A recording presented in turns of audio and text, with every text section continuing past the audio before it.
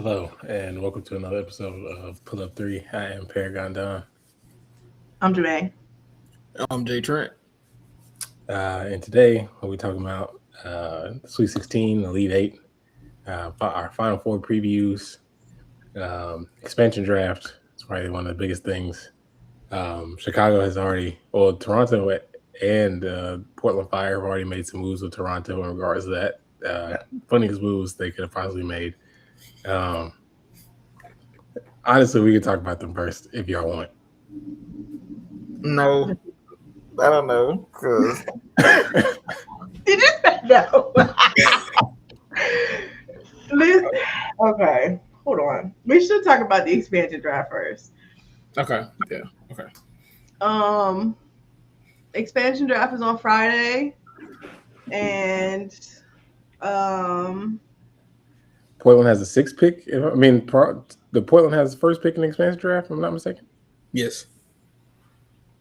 Yeah. And it's gonna be 2 rounds. No. Yeah, 2 rounds, 6 picks per round. The thing that I have not seen or confirmed was that that one team can pick 2 players from a team. I don't know if that's true, but only 2 players from any one team can disappear. But I don't know if they clarified that it had to be like 1 and 1. Oh, okay. I missed that, and they did. Yeah. I think you're right. I don't know if they explicitly said. Well, also the other fun thing this time around, they have allowed teams to make trades or agreements to not lose any players. The Chicago Sky have opted into this, and they have traded.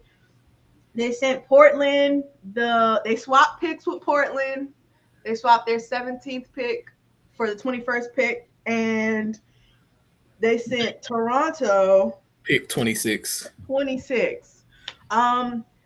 Good to know that Chicago still does have 3 picks. They have the 5th pick, they have the 21st pick, and then they have like 36th pick or something like that. So they still will get 3 picks no matter what. They won't have to deal with the expansion draft. The entire TL is jumping them because everybody's like, this is fucking stupid.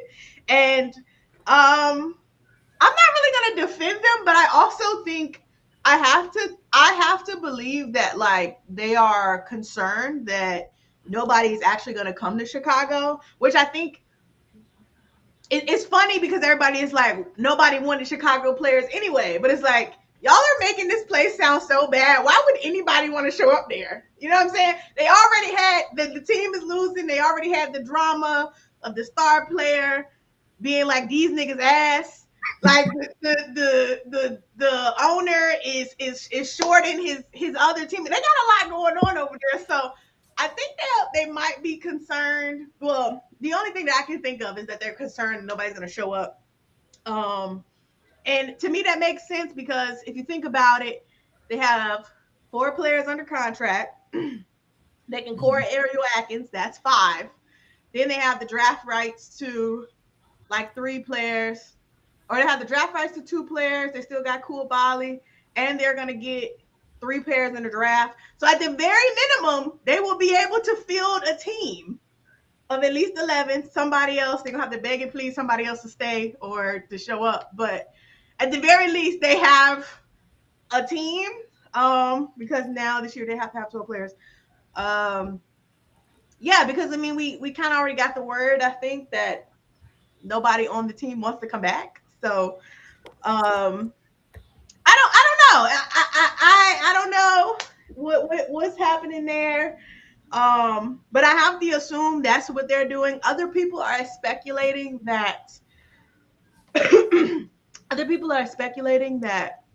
they're trying to make a bigger trade. I think people want to believe that they will finally trade Angel Reese, which, good if they do. If they're gonna do it, I need them to just do it. We've kind of been dragging the will they, won't they. and it's wasting everybody's time. I have to say. So, and you got to decide too whether you're gonna move forward or not on it. But either way, so we don't have to go through Chicago's picks. They spared us from looking at who we would save. But we can go through everybody else's. Yeah. So what? Order. Okay, so we're gonna start. Do we start with Atlanta, Yes. or which? Like, do we go alphabetical, or you want to go like what's the order? We can go alphabetical. Okay. Did make a list. Okay. And I did not. So we shooting from the hip. well, I mean, a list of people who were on who you have to draft from, not like who I would protect list. Okay, yeah. So the Atlanta Dream, they have Tahina Powell and Taylor Theory under contract, Alicia Gray, Bree Jones, Brittany Griner, Jordan Canada, Nia Coffey, and Shatori Kimbrough. Walker Kimbrough is unrestricted free agents. Ryan and Nas are restricted free agents. They have reserved or suspended rights for Nas, Kubai, Sigakone. I cannot pronounce her name, so I'm not going to try. I'm so sorry. And Holly Winterburn. And then they have the draft rights for the Isabel, Nadia Pouch, and I think I wrote the same person's name twice. I'm so sorry. But yeah, so those are the list. And Bree Jones, Brittany Griner, and Jordan Canada can no longer be cored. New rule this year is that last year core and eligible players, you didn't have to worry about picking them, but this year you do need to protect them. So yeah, this is the list. This was an easy 5 for me in terms of who the Dream should protect, and maybe y'all disagree, but for me it was an easy 5. For me, you protect Leash, you protect Rye, you protect Nas, you protect Tahina, and you protect Bree Jones. That feels like the 5. Leash, Ryan. Hold on, let's put their names in the color. Ryan, Nas, Leash. Oh, I didn't do that. I did those differently. We're gonna do that instead. Ryan's Nas, Leash, Tahina, and Bree Jones. Yes. I actually think those were my 5 too. I didn't know we were gonna have the Bree Jones discussion. Like, no, Bree I feel Jones like or Jordan. So I understand the thought process behind the people saying maybe you leave Bree unprotected because you say, oh, maybe they won't pick her up. Like, I understand like the thought process is there. For me, it's just I'm just not willing to risk that. So like in the chat, God, Bree is hurt right now. She won't be ready for the start of the season. Protect one of the draft picks over her. I understand why you would do that. I do. I don't think I would. But I understand why. Is there? I'm pretty sure this will be my 5 as well. I do, even though Bree Jones is hurt, I feel like a healthy her is more important to the success of the team over Jordan Canada. So although y'all definitely do need a guard still, but also, well, okay. So here's my thing about JC and kind of the other unrestricted free agents. The expansion teams can only select one unrestricted free agent. So of all the unrestricted free agents that are available, I think you run the risk of them saying, okay, we'll just take Jordan Canada. I'm more comfortable with them saying you just take Jordan Canada than them taking Bree. Is there? This is just a question for the Atlanta Dream fan. Is there a world where you protect one of the players you have draft rights for over Tahina? Like, would you consider protecting Nadia Puach over a Tahina? I know you've seen Tahina's on-court production. I see why they would, and I do think if there were 6 players to protect, that Nadia Puach would be the 6th because of the draft rights. Because they're expecting that she might be coming over. I'd be open to that. I'd also, it's just, I'm fine with it, but I wouldn't protect them over Pow Pow. No. I also feel like she's the perfect person for Smesco ball. So it's also like she might be one of the most important pieces for the sustainability of this. Yeah. So with that being said, in terms of the players that I think the Dream could lose in the draft, I would expect Maya Caldwell to be gone. Yes. I think though, because Nadia is, I honestly like, she's Australian, right? Sandy's like, girl, come on. They gotta know each other. Like you like draft rights, sister, come on over here. We do need you to show up this year, and that's one. That's easy. Yeah, I do think it'll be. I wouldn't be surprised if it's Maya. I do expect one of the draft rights. One of the players whose draft rights we have. I wouldn't be surprised if any of them are gone. Yeah, maybe we can go back after we do go through all the teams. Then we can go and pick. Okay. For Toronto and Portland from each team. Okay, so Atlanta seems pretty straightforward. Chicago is safe from the expansion draft, so we'll move on to Connecticut Sun. I wish Seattle was able to do that last year. Didn't nobody picked none from me? Yeah, they didn't. Nobody picked the Seattle player last year. I wish they could at least like fake got something out of it. If I was a GM, I would have definitely like pump fake. Like, I'm really taking one of them. You better give me some. I don't know. Okay, honestly, so it might have been better for them, but anyway. So Connecticut is to me, I feel like there's 4 players you have to protect. Okay. And then there's a toss up between 2 for the last spot for me. I feel like you have to protect Layla Lacan. Demon Lacan. Absolutely. You have to protect her. You have to protect Sanaya Rivers, Anissa Morrow, and Aaliyah Edwards. I am for sure 3 out of 4. Well, no, they did a lot to get Aaliyah Edwards. So yeah. Yeah, she was the 4th there, but I do feel like that I feel like they'll protect her. For me, I think my 5th would be Ono. I think I will fully commit to. Yeah, I was torn. I was torn on that 5th spot. Ono was one of them though.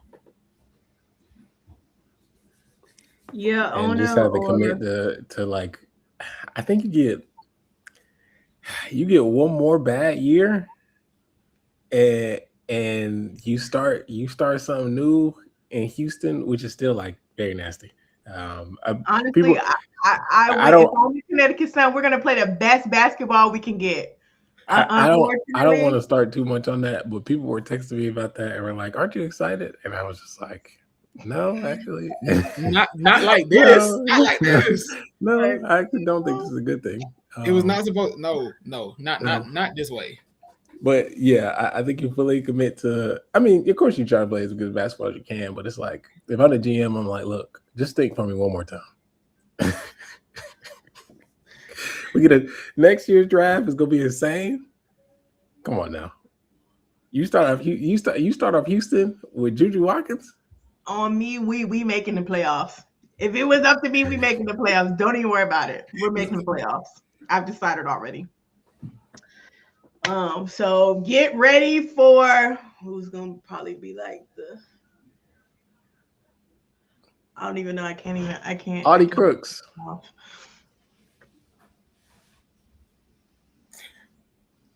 Let me just say, That's still too high. It's too high.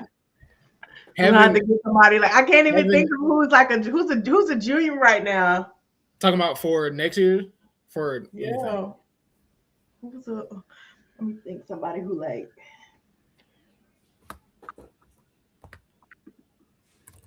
I don't know. Actually, that class is actually very good. So you know what?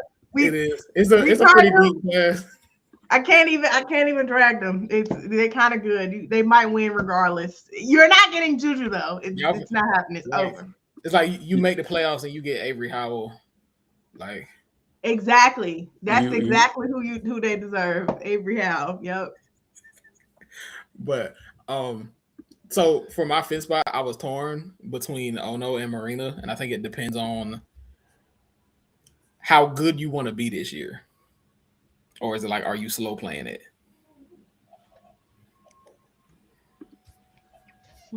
Because I mean, without Marina, you're losing a lot in terms of the shooting, the shot creation. But if you're slow playing it and you're saying Layla Lacan and Sanaya Rivers is our backcourt going forward, you live with that, and you say, well, we're playing to build towards something, and you're okay with potentially losing Marina. Yeah, I think if I wasn't Hayden, I would absolutely pick Ono, and like you just risk somebody taking Marina, because it's like y'all weren't good with her, so you know what I'm saying. You might as well be bad without her, and I mean, and that's also to say like somebody might not want to build around her. Like I don't know, maybe you make her your core piece, maybe you could build a better roster, but who's to say? I feel like I would risk it with Marina. Yeah, I think so. I'd be okay with it. I'd be okay with Ono being the fifth. Okay. Dallas Wings. This is the one that I feel like is a little hard, and I feel like a lot of people are maybe picking people I don't know if I would have picked, but anyway. Okay, so I think Dallas has 3 locks. Paige Beckers immediately. Yeah, Paige, Enrique, and Maddie are locks to me. Maddie Segrist? Yes. I agree. Do you agree, Don? Yeah.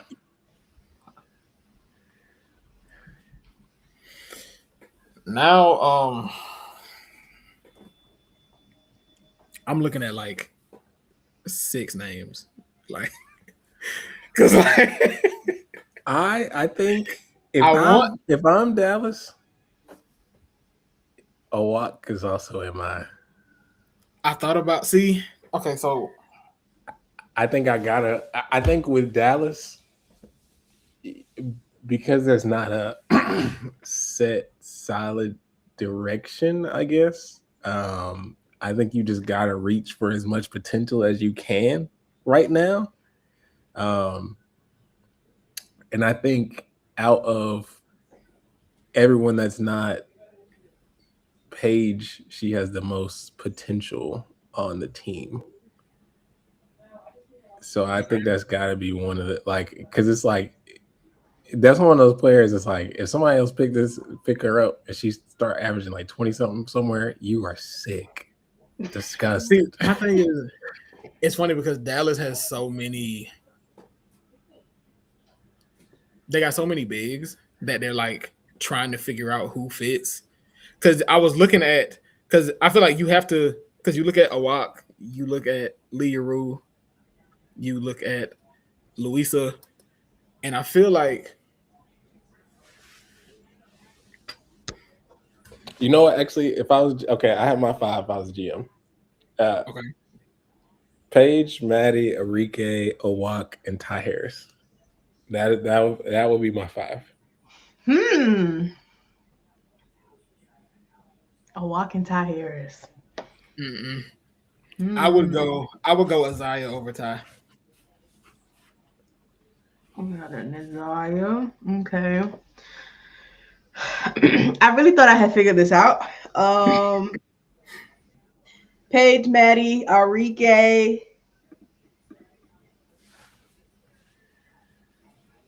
I don't know. I like a lot of people have been saying Louisa, and at first I was like, I'm not saving her, but then I'm like, well, I can see actually. I liked her last year. I can see the case for Louisa.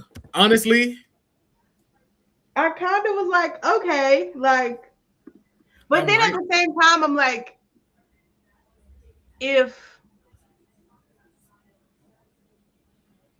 I'm getting my number 1 pick though, it's like I can decide, because I feel like it's not getting. I guess if I'm gonna pick our fam, I'm not gonna keep both Louisa and Owak. Yeah, I feel like whichever one you don't pick, the other one's getting drafted. I do believe that. So I'll say my 5 would be Paige, Arike, Maddie, Louisa, Isaiah. I also think they should keep Isaiah. I am also on the Isaiah train. I want them to keep Ty Harris, but I also think that no one's going to pick. Like I don't think they're gonna make Ty Harris their unrestricted free agent, which like low key is not a bad idea if you do, mostly because like you have your PG now. So like, and in theory you could be, level, but yeah, I think I don't think an expansion team is not taking Ty Harris off a major injury as their unrestricted free agent. True, I don't think you risk losing her by not protecting her. I think it's fine. Yeah. Owak or Louisa? It's like see, it's like Louisa, we got the tape. We know what you can do. We've seen you play with Paige. We've seen you with our current roster. We know we can make this work. But Owak there is like, which like even when she was playing in the W, she wasn't bad. She was just like still new to it. Yeah. Yeah. And so it's like, what am I gonna risk? What am I risking here? I think I might lean Louisa just off of I know what you can do.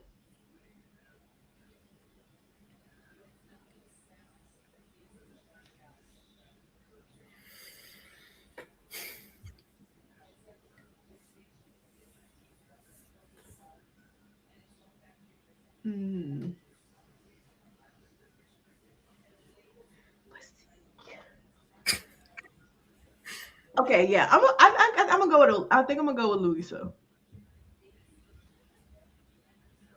So, I could pick Louisa and Owak if I take AZ Fudd. See, that's another way to think about it, because it's like, and they know who they taking, so they do. But they've also already said who they protecting, I'm sure. So there's that. But all right, who are we agreeing on? I do like the Isaiah James pick. I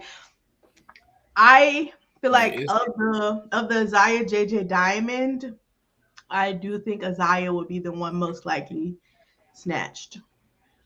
Which is crazy because I would not be surprised if JJ is drafted. I would not be.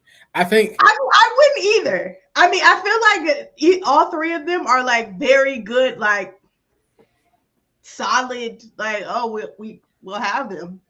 So yeah. So the other 2 I would protect is Louisa and Isaiah, and I think 2 of JJ Diamond Owak would be gone. I don't think Lee. I think I spelled this lady name wrong. I've been looking at that like I don't think that's right. That's not her name because it's an I. Okay, y'all don't think Lee Rue getting picked up? She could. I feel like if I am the GM and Paige, Maddie, Enrique, Louisa, and Isaiah are protected, my hope is to take a walk and Diamond Miller.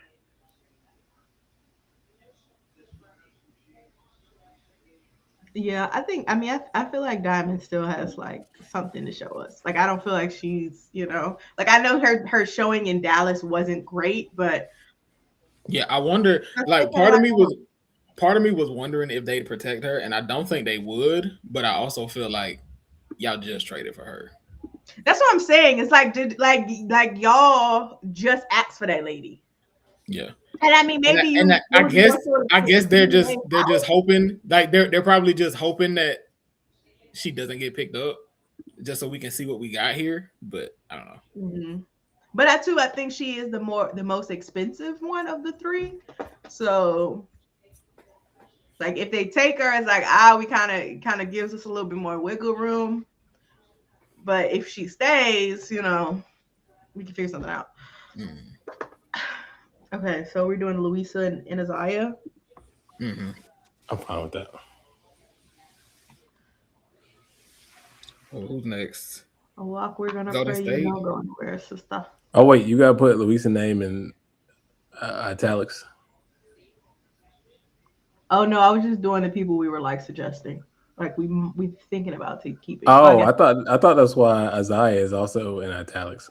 Well, we were talking about Isaiah, Pat, Louisa, and a walk. Those were like the people that we were like, okay, like maybe, but like now, yeah. So is that gonna be our maybe font for the rest of the activity? Yeah. Let's do that. I like that. Okay, so Golden State.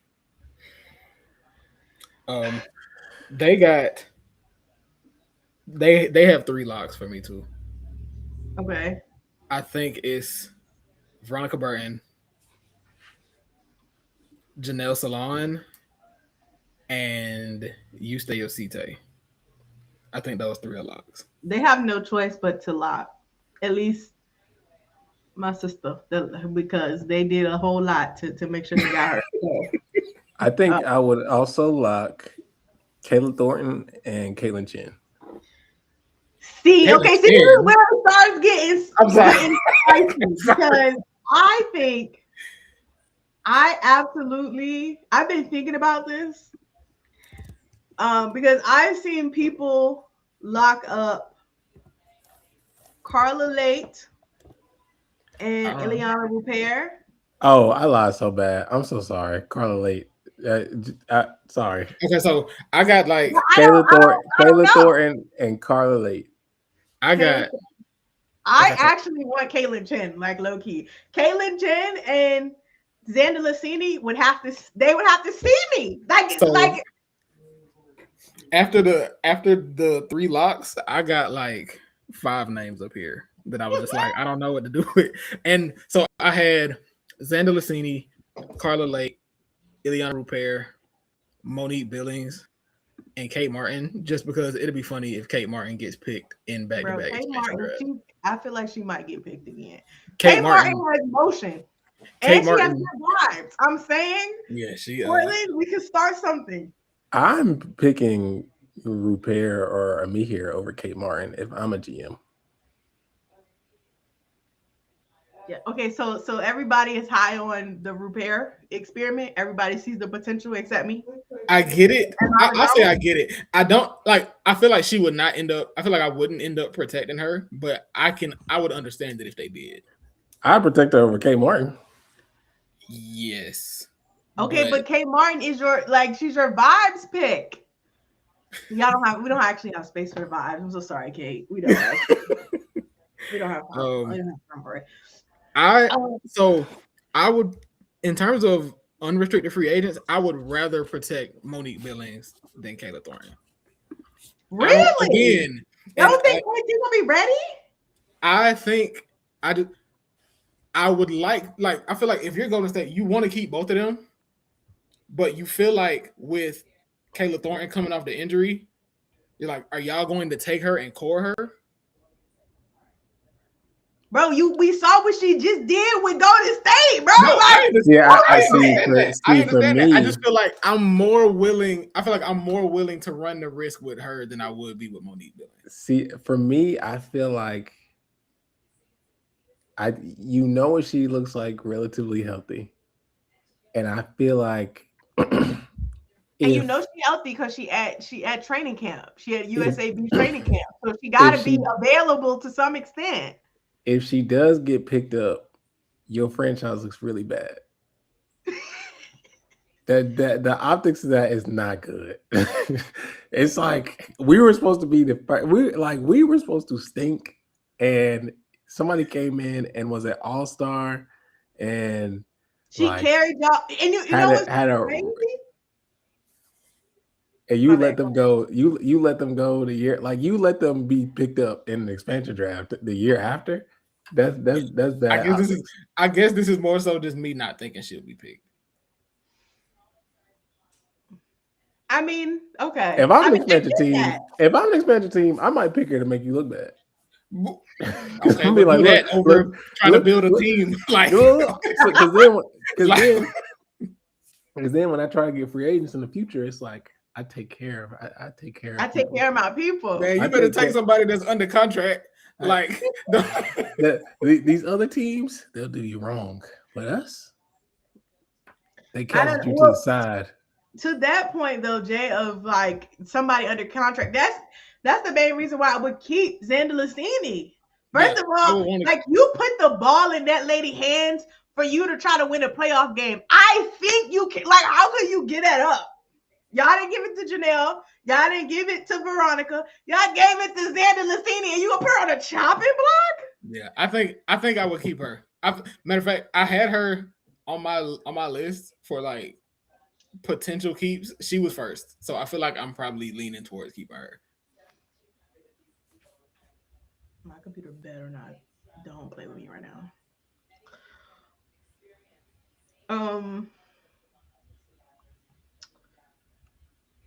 I also like Caitlin Chen, but like I understand why you would pick Carla Lake, but I don't know. I feel like toward the end of the season, the grind she wasn't meshing with the grind. I don't know. Yeah, I think Carla Lake is getting picked up.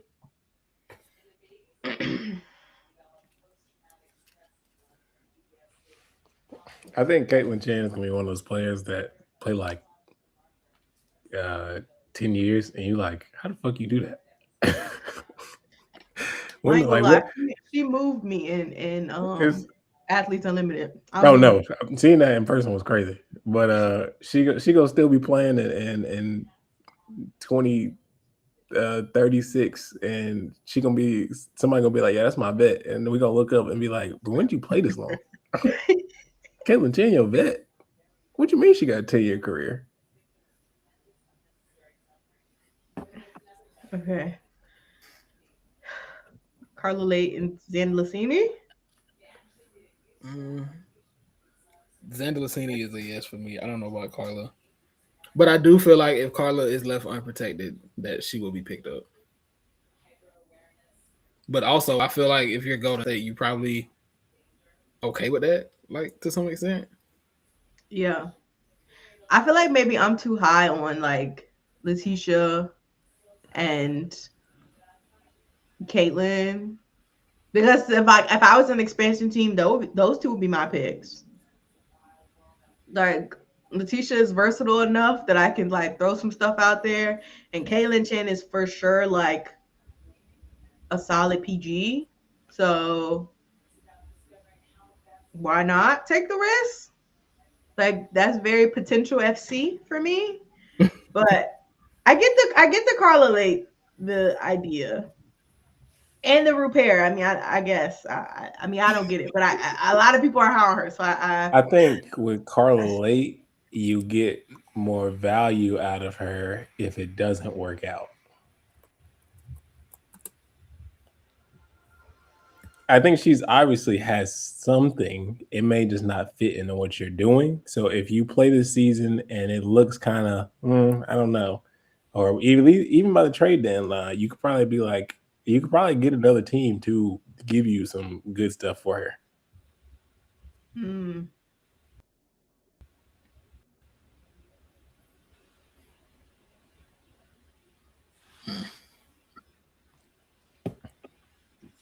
Okay, so are we leaving all the unrestricted free agents unprotected? Yes. Like I want to say Kayla Thornton, but like I am willing to concede, but I would not leave Kayla Thornton unprotected.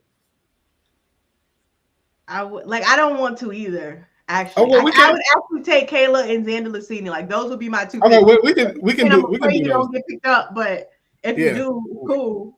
Yeah, we can do those two then. Okay.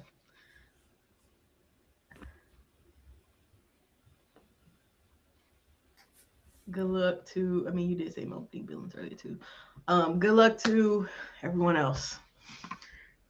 Hope you have fun. We'll never forget you. Indiana Fever. This one was easy for me. Aaliyah Caitlin, Kelsey Mitchell. Yeah, it was Aaliyah. So, well, 4 was easy, and the 5th one didn't take long for me. Lexi Hall. There we go. Yeah, Lexi was the 4th. The 5th for me was KK Timpson, but I can see an argument for a couple others. Do you? I was really slaughtering people's names today. This is crazy. I never spelled this many people's names wrong in my life.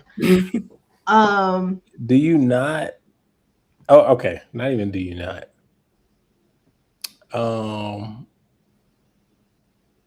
How willing would you be to protect she who must not be named?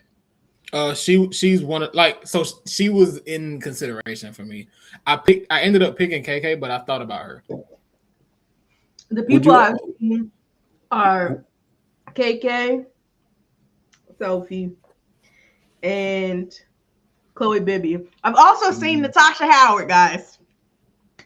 I've also seen people say we should protect Natasha Howard. And to that, I say we will not be doing that. Yeah, I can't get there. I feel like crazy because my pick is Aerie. Like I know her foot broke, but I personally. That was my next question. So is it for you? Is it KK Timpson and Aerie, or is it Lexi Hall and Aerie? For me, I would have picked Lexi Hall and Aerie. Well, actually, Lexi might have been cooked. I don't know. Lexi, I can't leave Lexi off because she has held my team down. So I would pick KK. KK would be my 5th. And also only because Aerie is an unrestricted free agent. I think she might be safe because of that. But if she was reserved, would be.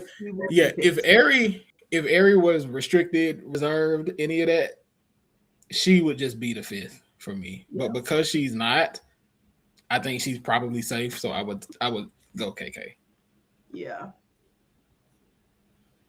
But I get the idea for Miss Girl. I don't know why. Like I don't know why I'm like my brain is not reading, but I get the idea for her, but I also don't really see anybody being like, I'm gonna give Sophie Cunningham the Supermax, or we just have to core her. I don't see that. I think at worst we lose out on Chloe Bibby, or just somebody I think I would be interested in keeping. But if it's between Chloe and KK, I'm gonna pick KK. Yeah, absolutely. I don't feel like Chloe was fun in the minutes that we had her, but like I don't know. I feel like I wasn't moved enough to be like, yeah, we're gonna take you over KK. So.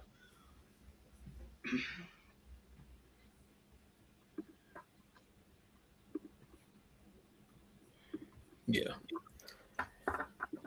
And who's next? Oh, it's the Aces. Yay!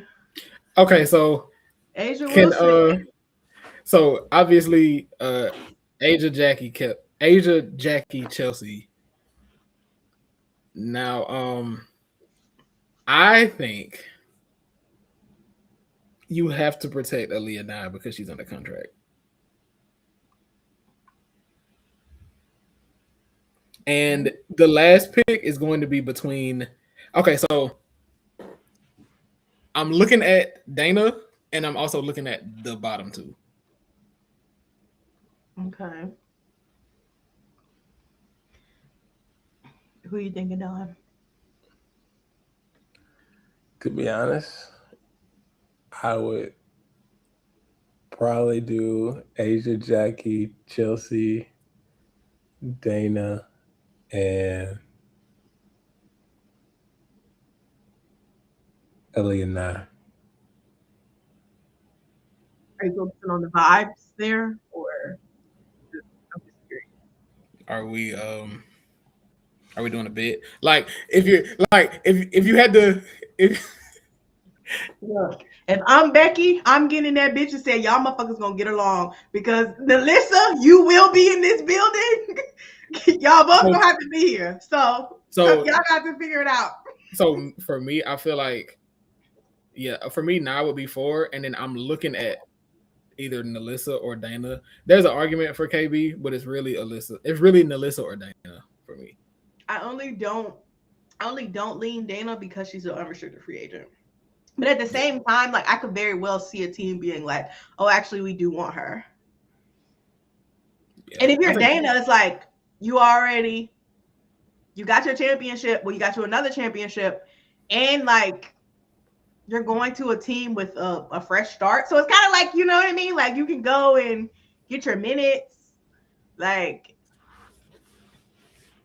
basically saying, I think she would be cool if she had to move on, you know? Like I enjoy my time. I feel refreshed. I'm back in my bag. People see my value and I can go do something new, you know? Yeah, I do think, but yeah, with her being unrestricted, I think you're right. I think I would go Aaliyah Nye and Nalissa Smith. I think Aaliyah and Nalissa are my picks. Because, like, look, it took all, I mean, Aaliyah now, you kind of got to enjoy the ride. But Nalissa, you were a part of this, I fear. No, you were a contributor. Yeah, a key contributor at that. Like, I mean, we did need every little bit of rebounding that you provided. Honestly, though, too, but like I would be okay if the Aces didn't keep Aaliyah now. Like I get keeping her because you do need to keep a little bit of young talent. Like y'all are doing a bit if y'all keep on losing rookies. But I could very well make a case for a Nalissa and a Dana instead of Aaliyah. Yeah, the main reason I feel like you have to keep, the reason I feel like you keep Aaliyah is because y'all already ain't got a bunch of picks, and y'all already finna spend a bunch of free agency money. This is true. So, because Asia is getting the Supermax, Jackie finna get a lot of money, Chelsea finna get a good bit of money. Plus, it's like you need somebody on a cheap contract. It's not like the Aces ownership wouldn't pay it, but yeah.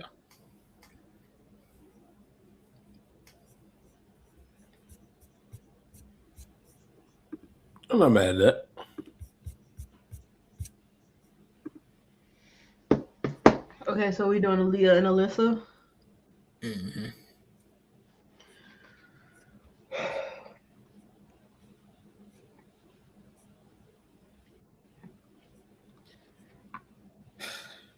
The Sparks are next. And I think the Sparks have... This one's kind of hard, I think. I think the Sparks have 4 locks, but it gets real tricky with that 5th spot. Rakia, Cam, Kelsey, De'Erica. De'Erica, yeah. I feel like those 4 are locks. Now, This is where it gets tricky to me because I feel like whichever one you leave unprotected is getting picked. And I feel like you're choosing, do you protect Azure or do you protect Ray Burrell? Okay, so funny bit that Steve Jones Jr. did earlier. He said, what if you don't protect Kelsey Plum? You tell her that you're not protecting her. And you be like, hey girl, I'm coming back. Now it does run the risk of her being cored by another team. But you know she wants to be in LA. The only problem with that is the fact that they can just call her and be like, I don't care what you want. Yeah. That's the only. You can't be walking into the bad vibes there, though. I'm saying you just got started here. We don't even know you like. But the thing is, it's like we draft you, we core you, and it's like, well, you're gonna be here a year, you're gonna learn to love it, or you can leave after that. But man, if I'm a this team year, like, this year, you suiting up. If I'm a team like Chicago, you just gonna have to hate me. I'm screaming. Sorry to tell you, you better not be up there when I get up there. Okay, my other sleeper pick is Julie Oliver. I feel like nobody's talking about this, but I fear she might be my 5. I can see her being picked too. For me, I can also see Sanaya Fagan or Sarah Ashley Barker being picked, but I also think the Sparks are fine with that. Even though they took Sarah Ashley Barker in the first round. Didn't they? Yes, I think she was like 11 or something. I think my 5th would be Azure because I think she is Cam Brink insurance. Okay. I think Cam Brink has obviously not had a relatively healthy career, and Lord knows if she will continue to have one. Hopefully she does. But you got moved by her unrivaled season. She finished it clean with the mask, I guess. But I need 40 games. Sorry to tell you. Sorry, I need 32. Actually, no, it's a 44 game season. I need 34. Okay. And so I just feel like there are a few players that they would be able to get that could just step in and do that. And like arguably from what we've seen, like just on court, I mean, she's better than her anyway. So I mean, at least for right now. So like I feel like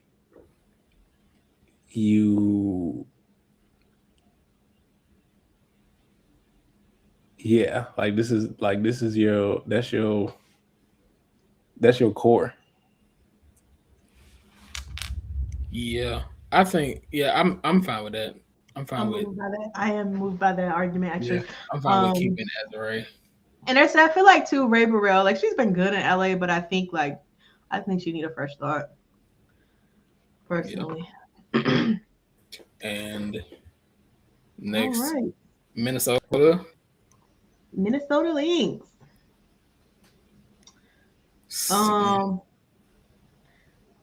Fee, Taylor McBride, Alana Smith, Courtney Williams. That's and I would also go Dorka. That's 5. Yeah. Because Minnesota they also had a number 2 pick, and they could also get into the same problem that Vegas has because that roster can get expensive very quickly. Points were made. Dejanay, are we not feeling the Dejanay pick? I do think you are risking losing Dejanay.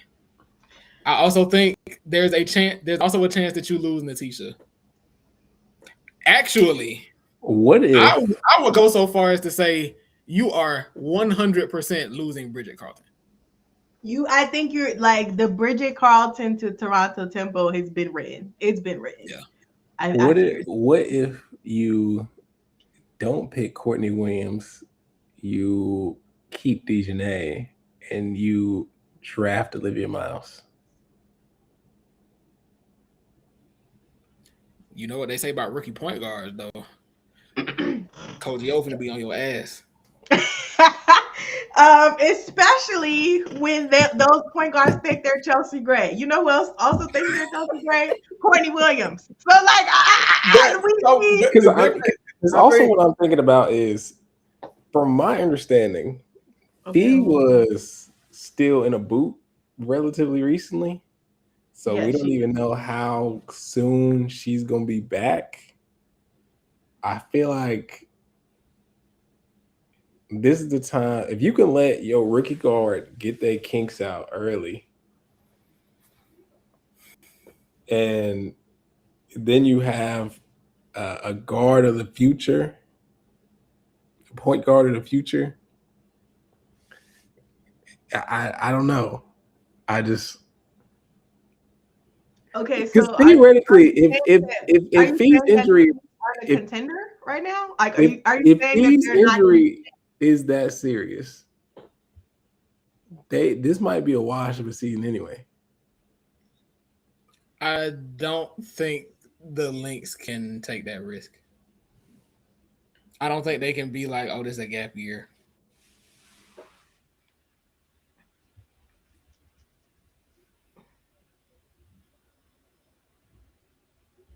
I also don't think that this is like gap year time. But to your point, if it will be, I do understand taking Olivia Miles. Because if Olivia Miles, but at the same time, I would want to keep Courtney, because I feel like no matter how people feel about Courtney, she ran that offense pretty well. And the Courtney Williams and the Fizikari pick and roll, that works. I'd go so far as to say there were not 5 point guards better than Courtney last year. Yeah, and I just don't think, and I also think Courtney is the type of person, they offer her $1 million, she will stay. So, like, I don't know if you risk that, you know? Like, if you risk that being like, let somebody court her. Because they might, actually. Mm-hmm. They might. Yeah, I think. Yeah, I'm still leaning Courtney and Dorka. I just don't think you can leave Dejanay. Like, if you don't have Dejanay, then you don't have like your wing guard. Like you don't have your wing defense, because you're not getting Bridget. Bridget's gone. Okay. Bridget is gone. And nobody else. Okay. But so my thing is, Bridget is gone. Do you think both teams take an unrestricted free agent from you?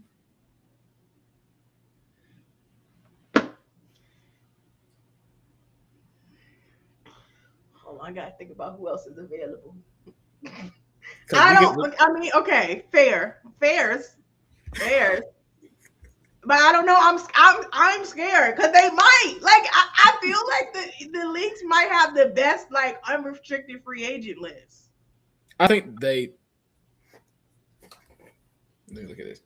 I want to say yes, but let me make sure. I mean, we'll have to go back to and pick for the tempo and fire, but like also like I feel like. Well, I might be spoiling my Liberty pick, but maybe not. Oh, okay. Well, all right. Maybe. Okay. All right. Courtney Dorka. That's what I really don't want to give up Dejanay. I really don't, but I feel I understand the reservation. It's hurting me, actually. It's actually hurting me. But I do think you need a big. But if we draft Lauren Betts, we don't need Dorka. I'm saying. See. This is hurting me, actually. Okay, fine. Dorka and Courtney. I'll concede to that. I guess. I mean, you know what? And I'm also thinking about it. I think as an expansion team, you've already seen Dejanay with the keys. Yeah, I don't. Yeah, you not. I don't think you scaling that up.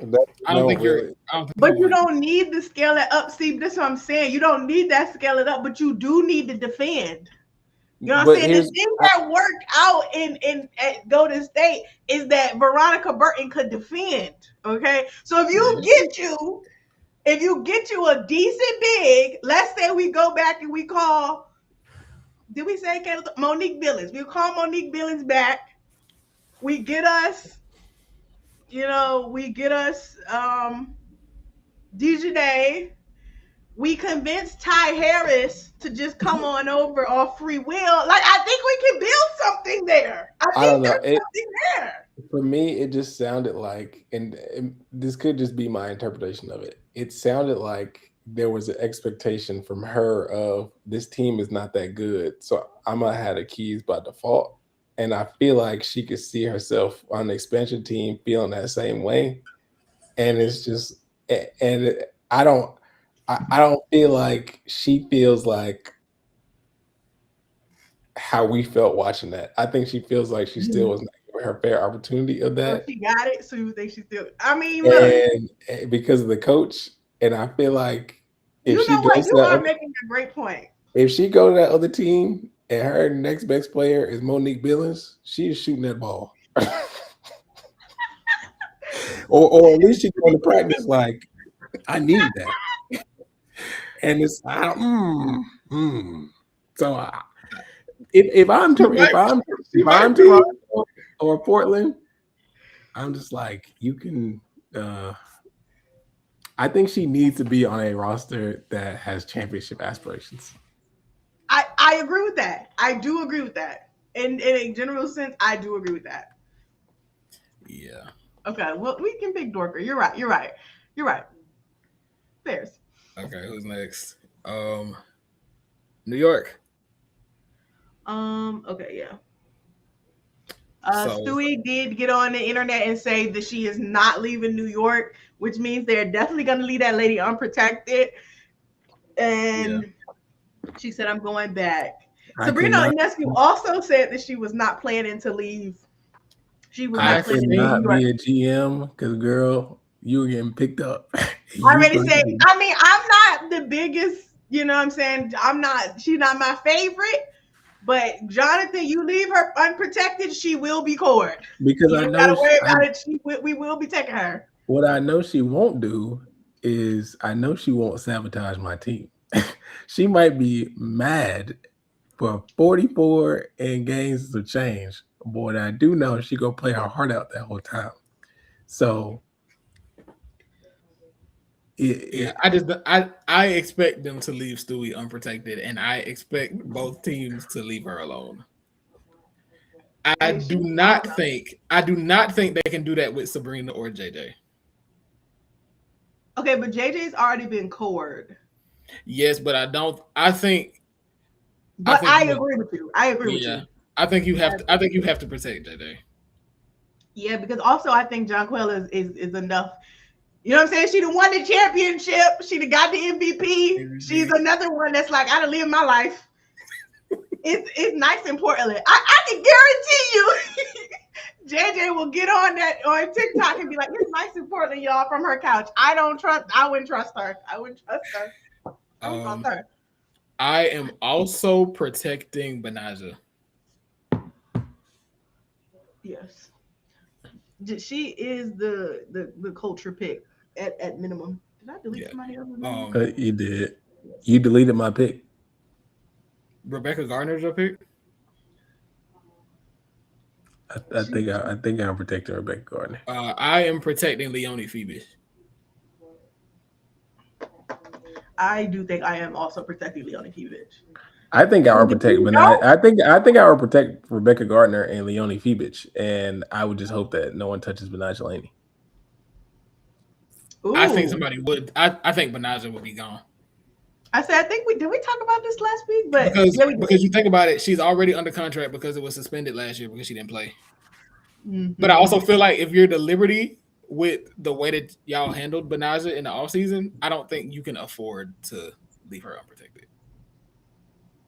Yeah, I don't think so either. But I think I said this last week of like, I don't know if Benaj is somebody you want to build your team around, but at the same time,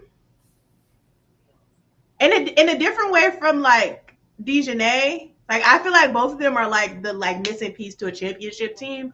But at least with Benaj, like I feel like I would trust her to get buckets. Yeah, I would. I would trust Benaja. I would trust Benaja's processing offensively more than I would Dejanay. And I will also trust her to understand if somebody do come in and start, like if one of these expansion players come in and they go on a crazy run, I trust her to be like, you know what, I think you are better than me, so I'm gonna go ahead and like pass this off a little more. I don't know, man. The other two that I was looking at, and it depends on if you want to go with the veteran or if you want to go with the young player. I was looking at either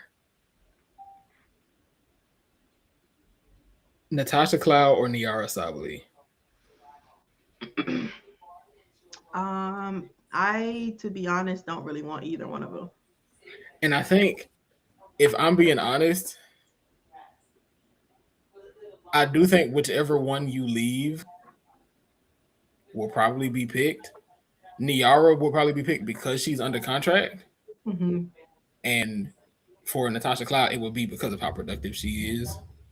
And if you're an expansion team, you already know that you have a productive lead guard that can run an offense, that can defend.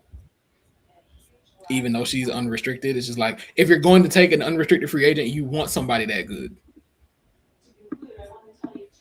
And you know how she is. She very, sensitive. So y'all left me out to dry. I'm leaving. Yeah. Yeah. I will be enjoying Toronto. Don't worry about it. Oh, that's right. She be with Sandy anyway. Hey, look. Yeah. So that was why I was saying I feel like in that case, the two unrestricted free agents that would be taken would be, I think it would be Natasha Cloud and Bridget Carlton. I feel like it'd be those two. Yeah. Yeah.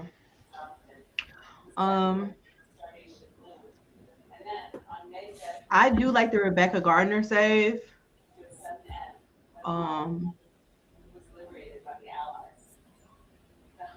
But like Marine, are we keeping what's the word? A culture pick? I don't think I'd be worried about her leaving. About who? Marine Johannes. 30 foot 3. I would actually be fine with you leaving, to be completely honest with you. I'd be okay if she left, but I also don't think she'd be leaving. Okay, so who's our 5? Rebecca or Niara or Natasha? I'm fine with going Natasha. I'm okay with going Natasha too, but I don't think they actually keep her. Like I don't think Jonathan Cope is keeping that lady. Not gonna lie. Yeah, I think she's gone. That's why I say I just don't think they would do that.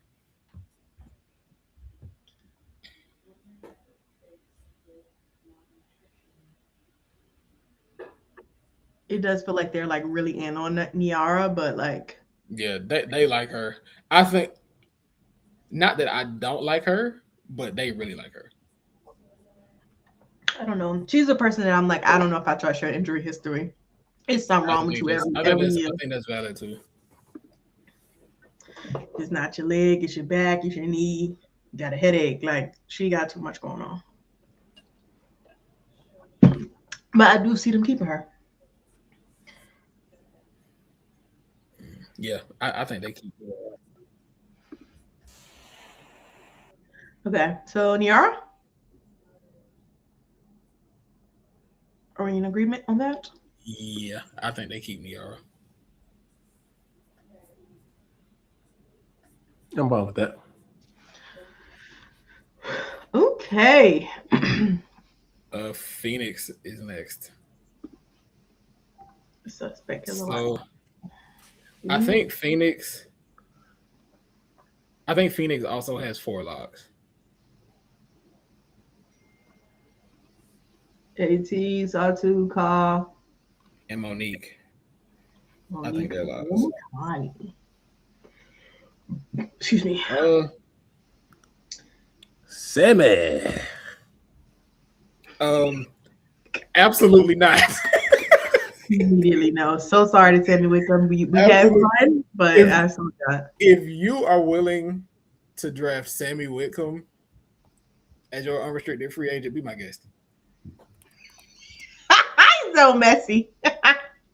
They will not be protecting Sammy Whitcomb. Natasha Mack is one of my picks. I am leaning Natasha Mack.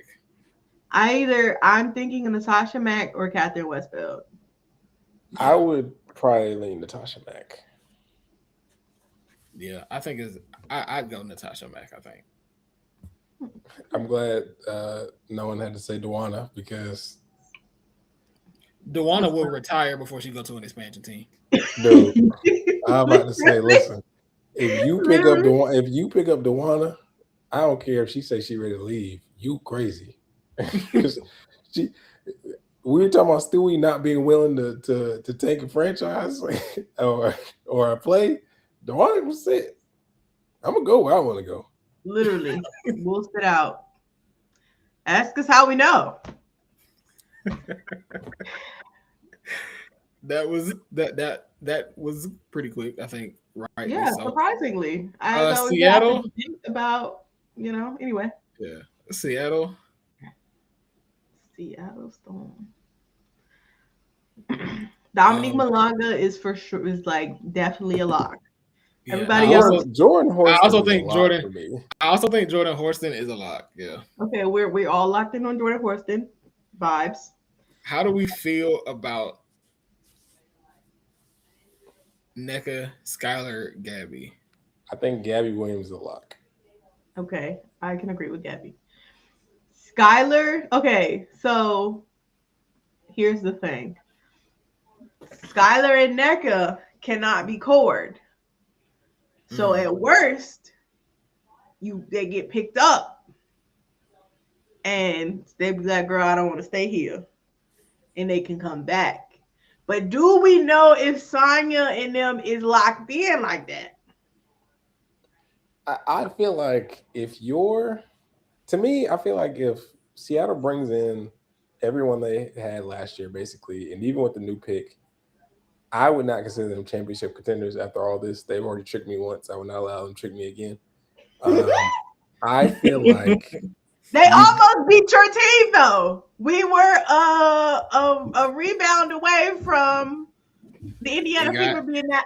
Listen, that is true. However, having to watch a very rough 40 games to get there, and there'll probably be another rough 4 more games to get to that again, I just don't think it's worth it. And you just got a new coaching staff. I feel like you allow the coaching staff to start from scratch with as much as you can. And because Dominique Malanga is obviously because it's not like they're not gonna have anything, but I think there's an assumed play style to be had with Skylar and Nneka being there, and I feel like you let the coach have as clean a slate as possible. So if they do just so happen to go, or at least one of them just so happens to go, because if both of them are on the thing, no team is just gonna leave both of them. Right. I mean, I'm gonna pick Nneka. Like, she gonna have to tell me. Yeah. Well, that's why I think they stay. Yeah. I think protecting Izzy is a waste of time because I think she's leaving either way. Do you protect Brittany Sykes because of what you did to get her? No. I think you just needed to do some shit different. You needed to shake shit up at the end of the last season. And do you protect Erica Wheeler? No. Don't piss me off. actually. I didn't know we were talking about vibes. The vibes were high. Yeah, they were. I would still say no though. I mean, but you was only the vibe was only high because you had Neck and Skylar. Like they are like a 3-package. If you leaving them unprotected to protect Erica, then that don't make sense. You got to do all 3, which means you have to leave Jordan and Gabby off. yeah, no. And I don't really want to leave either one of them off. So I guess Neck and Skylar, y'all are safe this time. Y'all are safe this time. It's crazy because I would turn a sheet with 3 names on it. I mean, maybe they did. I would turn a sheet with Dominique, maybe they was like, I Jones, dare and you. Gabby Williams. And I dare you to pick her. Listen, Skylar might not stay, but Necka probably would. If Portland was like, all right, Necka, like, come on, sister. I don't think she'd be like, no. Skylar, though, I think she's gonna be like, girl, play with somebody else. and now she out of here. All right, that's Shadow's done. Watch the Mystics. Okay, so Sonya, Kiki, Shakira. That's easy to me. I would also say JC. I don't know if that's a lock for y'all, but I would also say JC. I do like the JC pick. I am also very fond of Shook Sutton. I want to protect Shook.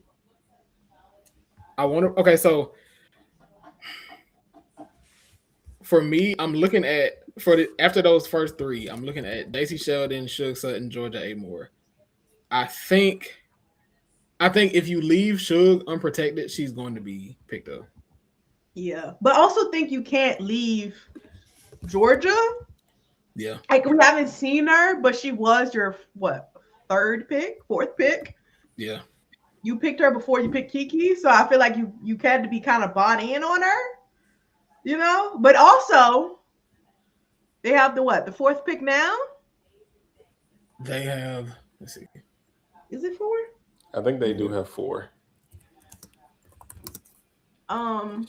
Lauren Betts. Are Kiki you ready Rice. to run Rose Bar? Kiki Rice. Let's see. That pick. Oh, they have pick 4 this year. They did. So That's Lauren. They Betts. took Lauren Betts is the Minnesota Lynx, so don't worry about it. Are we sure? AZ's going to the Lynx. Not Olivia Miles. AZ's going to the Lynx, and then Seattle's getting AZ. I mean, no, yeah, and then Olivia's going to Seattle. It's in the cards. So Washington. Okay. Wait, so you said hold on. You said Lauren. So you said Awa goes to Dallas. So Awa goes to Dallas. Okay. You said AZ goes to Minnesota. Olivia Miles goes Seattle. to Seattle, and Lauren goes to the Mystics. I'm in the future already. Can I say that I hate that for Lauren? Can I say that? See, this is my thing. My agenda would be lost, but it also saves my franchise. I guess Lauren cannot go to Minnesota. Cannot. I don't think you understand how bad. That's what I'm saying. Like, I don't think people understand that Lauren Betts in Minnesota is scary. Like, y'all, I don't think the girls are locked in. Lauren Betts with that 2024 Minnesota Lynx team, girl. I'm willing to lose my agenda for the sanctity of my league, because if they pick AZ because of the readiness, and shooting, and all this, I'm gonna be like, okay, I get it. That would be fantastic, and then I would understand the pick completely. But them niggas cannot get Lauren, bro. No. That's why I need it. We need everybody complaining about parody. We need parody in this bitch. I don't like. Get Cheryl Reeve, Lauren Betts. Y'all already complained about me being greedy. If the Lynx get Lauren Betts, I'm gonna have no choice but to get greedier because we have to do something. We have to do something. If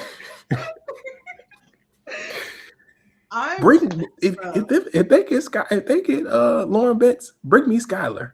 No, but see, that's the other thing. See, this is actually the play. They're gonna get Lauren Betts. They're gonna let Olivia Miles out. Olivia Miles is gonna go to Seattle like you hope, and Skylar Diggins is gonna be on that plane to Minnesota. It's written. The script is written. So either way, so what you're saying is Minnesota finna load up no matter what. No matter what. No, this is the year. I'm more willing to deal with that than 15 years of Lauren.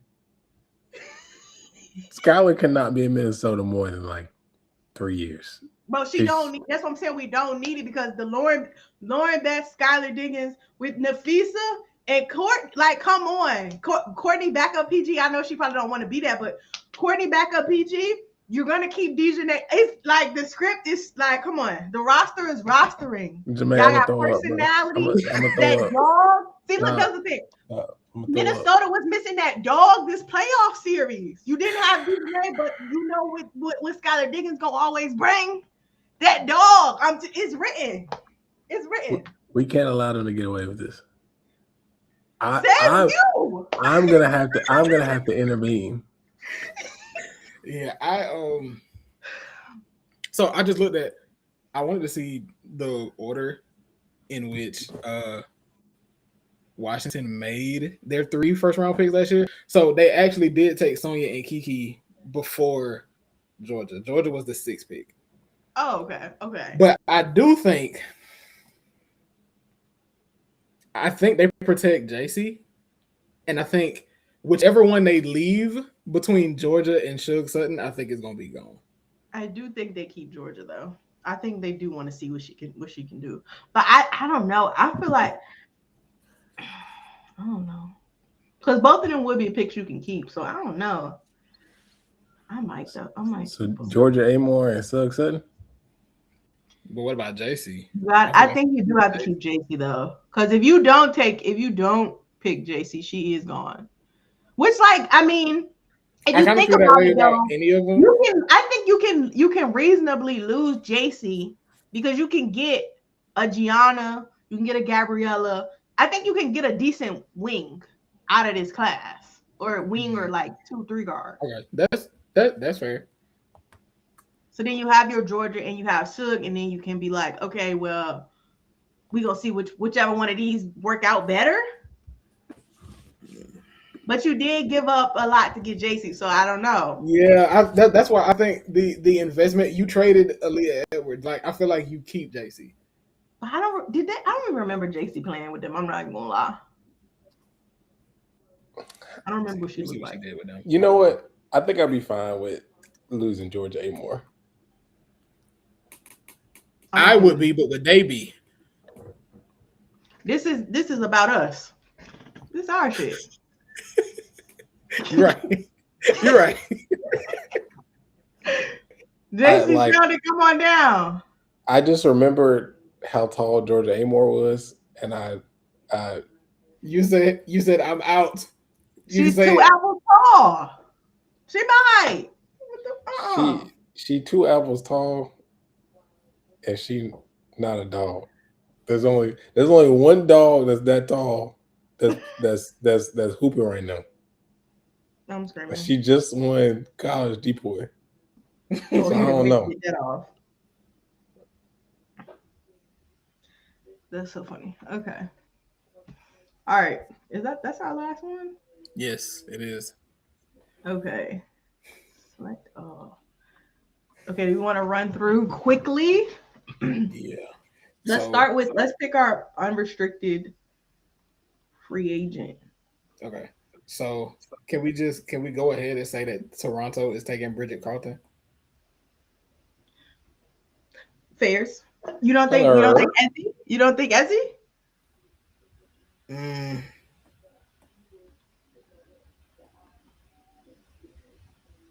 I could be talked into that, but I think maybe it's Ezzy for Portland, or would Portland take Natasha Cloud? I If think I'm Portland, I'm taking Izzy. Ezzy.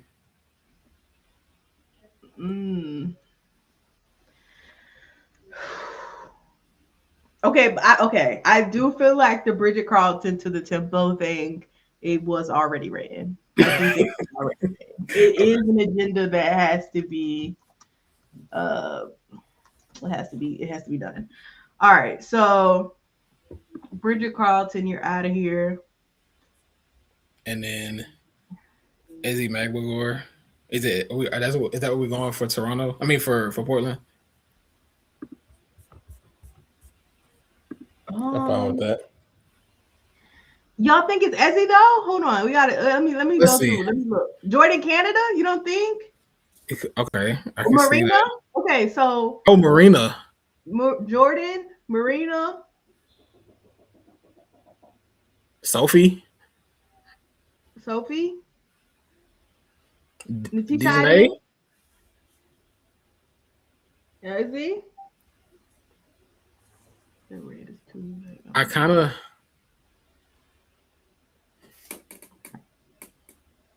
I kind of would do Natasha Cloud. I'm thinking Natasha Cloud. Yeah, I think it's.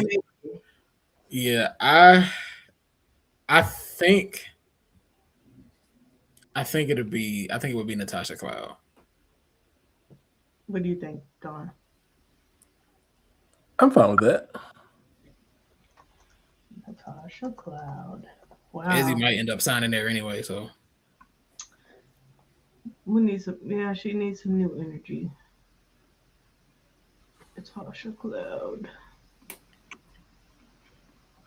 Okay. So no more unrestricted free agents. Select all. They're out of there. Okay. Okay, now we can go through by team probably. Atlanta. If I'm Nadia to Toronto. Yeah. Nadia to Toronto.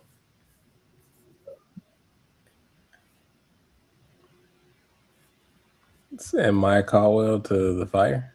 I was thinking about Maya. Yeah. Thinking that too. Girl, you gone. No Borales. I thought about her too, but I think it would probably.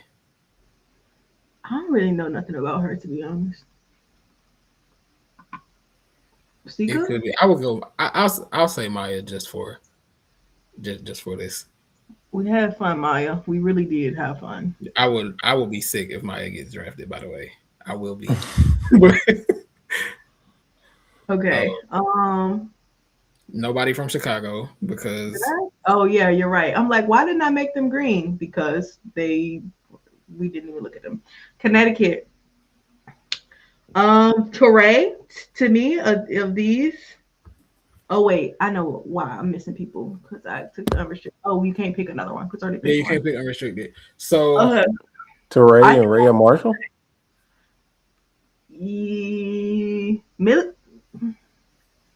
Yeah, I think those are the answers. Who's going where? You said Torre and Rhea. Yeah. Yeah, I think that's it. Are we putting all the international people on the Toronto team? That's a nice bit. That's a good bit. Okay. Connecticut, that was fun. Dallas Wings. I think it would be Queer. You are going is Toronto, going to Toronto and Portland. You are getting Diamond Miller. Oh, okay. Well, I mean, all right. JJ Quinley, JJ, you are safe. You are safe. I said she is injured too, so like that's probably that's true. That's true. Golden State. Kaylin Chen, you're out of here. Wait, let's or see. Carla Lake or Oh. Hubert. I don't know. I think. Wait. Is Amir not from Canada? She is. She is. Let's keep it rolling. So No, but they did just hire one of the coaches from Team Canada. Like, I'm not gonna lie, I do think they're gonna be picking all of their kids. Portland and Carla Lake. She's probably going to Portland. All right. I'm not gonna lie, I feel like these teams are about to be bad. They are. That's what they're supposed expansion to be. teams are bad. The Valkyries spoiled us because expansion teams are not supposed to be good. If I was an expansion team, oh well, you know what? Christy Wallace is Australian. There we go. And Chloe Bibby is going to Portland. Look at that. Have fun, girl. You'll love it there. The Aces having one player available, which is Kirsten Bell. Kirsten Bell is going to. Yeah, that's it. To be honest, I love her. If I was an expansion team, I would actually say, no, thank you. I'm not hungry. Oh, are we? Are we doing that? Nah, we can leave it. We can leave it. We'll leave it. You ain't had that to say. Yeah. Why would you even say that? LA. Ray Burrell, and I would take Julie Alamont. I'm not gonna lie. I personally cannot let the Sparks have her for leaving her available. Like, you do need to come up off that. But also, I do think it's more likely that it's Sarah Ashley Barker and Ray Burrell. Okay, so which one are we sending to which? Ray Burrell, you are a Portland Fire. Yeah, I don't know why I was feeling that, but I am. Yeah, I was thinking the same thing. And Sarah Ashley Barker to Toronto. That's a very funny, the most American name you could think of. Minnesota, Anastasia is going to Toronto. You don't think they would take Klindikova? I think she's going to be the other one. I think they're both gone. Yeah. Wait. No, because Toronto took Bridget Carlton. Oh, so yeah. Only one player from Minnesota. So I think it would be. It's going to be one. So is it Klindikova or is it Kosu? I think Klindikova got better tape. So I think she's out of there. So she goes to Portland then.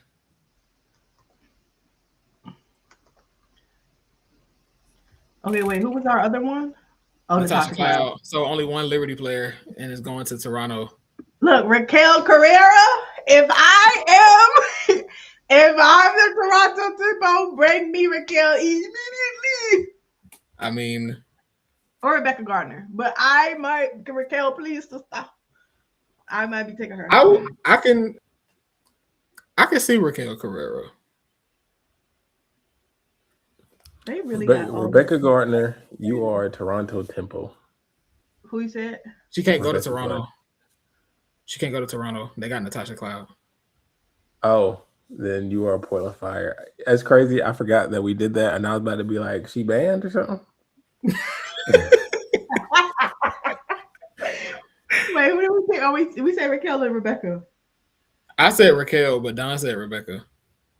Like, low key though, they really might take Beck. She's kind of fun. You do kind of need a little bit of. Honestly, I really might not have even taken Natasha Cloud just to get Raquel. Like, because I do need that. I do need that. We can. I'll go either one of them. Which one?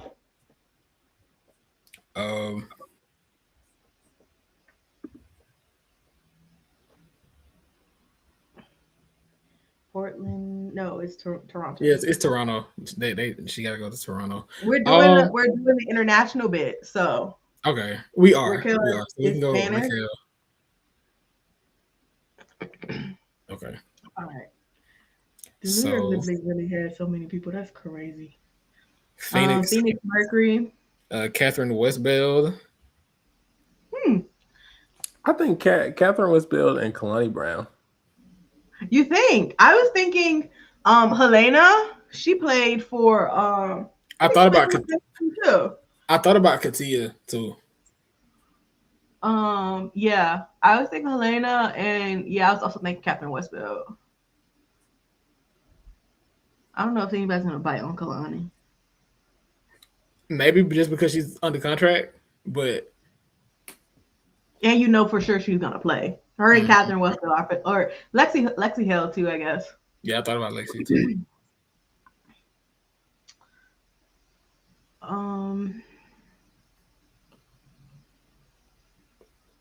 Okay, so I think we can agree that Catherine Westbeld is getting picked, but what team would pick her? I do think I should have did this in a different way so we could see. Let's just unclick all of these so that I can see who we put on where. Yeah, see who's where. Okay. Nadia.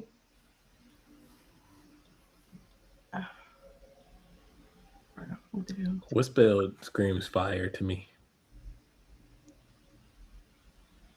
Okay.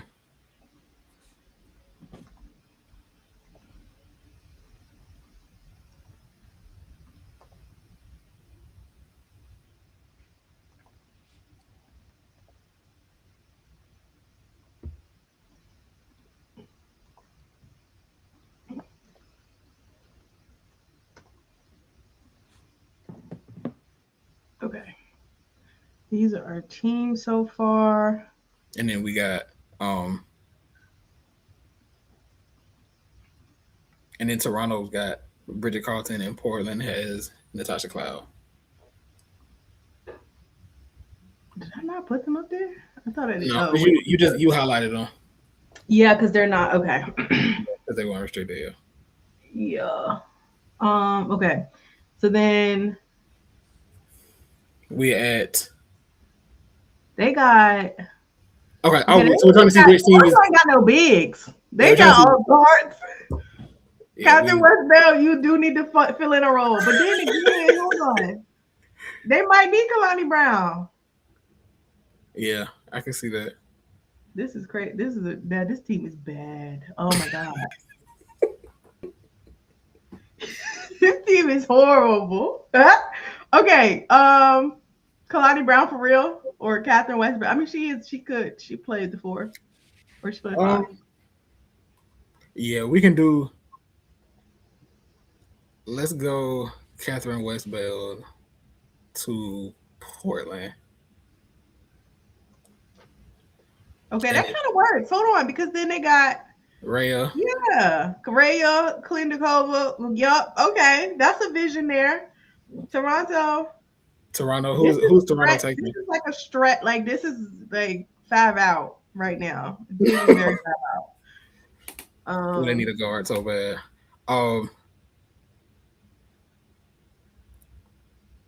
Katia? What the heck, Lexi?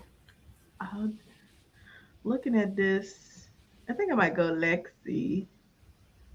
Well, because you got Correa's kind of like a point guard. Does she a wing? Christy could play point guard. Good luck to y'all. I think I know what I would pick from Seattle for both of these teams too. Okay. Let's do. Okay. I can accept Kid. I can accept that. Okay. So then I feel like for Seattle, it has to be Zaya Cook to Toronto and Mackenzie Holmes to Portland. You might want to switch them though, because they don't. Toronto ain't got no serious big.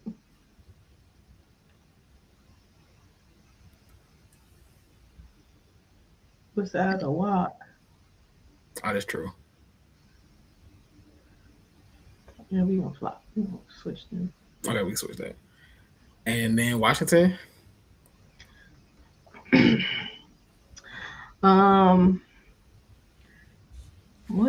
What do they need? Georgia Amore, you are a Portland Fire. I feel like Georgia would go. But she does fit the more of the 5-out vibe that we got going on. Yeah. So I feel like, and she's Australian. Yeah, I'd be I would go forgetting that. Georgia. I would go Let's commit Georgia to the bid. to. I'll go Georgia to Toronto. And Lucy Olsen or Emily Enksler. I think I might go. Let me look at this group. I might go Enksler. Kind of give you another like do a little bit of everything. Mm-hmm. I think I'll go Enksler. Oh man, these teams are. Yeah, may the ping pong balls be in your favorite, but both of those teams would be Hashtag bad. pretty bad. Yeah, but that's okay. You know what I'm saying? We don't all have to be the Golden State Valkyries and try to win in year one. You know what I'm saying? I think they set a bad precedent. Also, I forgot Portland has KB. I forgot that she was down there. Oh.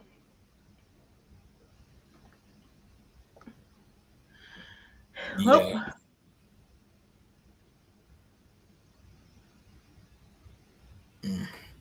I don't hate them though. I don't. I mean, it'll be certainly, first team all league pass.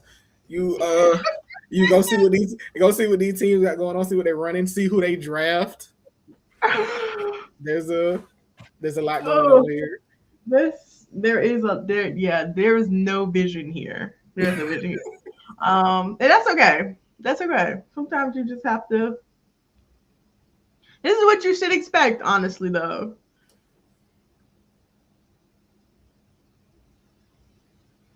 Yeah, first team all vibes. Yeah. Wow, that was an experience. We'll post them and see if people jump us. You don't know ball. This team sucks. Well, you're right. Please make your own. Hashtag make your own list. Make your own list. So is the Final Four the same day as the expansion draft? Yes. The expansion draft is at 3 p.m. and the Final Four starts at 7. What a day. Fun day. That is so funny. Which Final Four game is first? South Carolina. UConn. South Carolina and UConn. Are we not going to talk about the Sweet 16? No, we have to. We have to. Okay. So which game do we want to talk about first? Especially like looking at these Sweet 16 games, there were a couple of instant classics last week. So,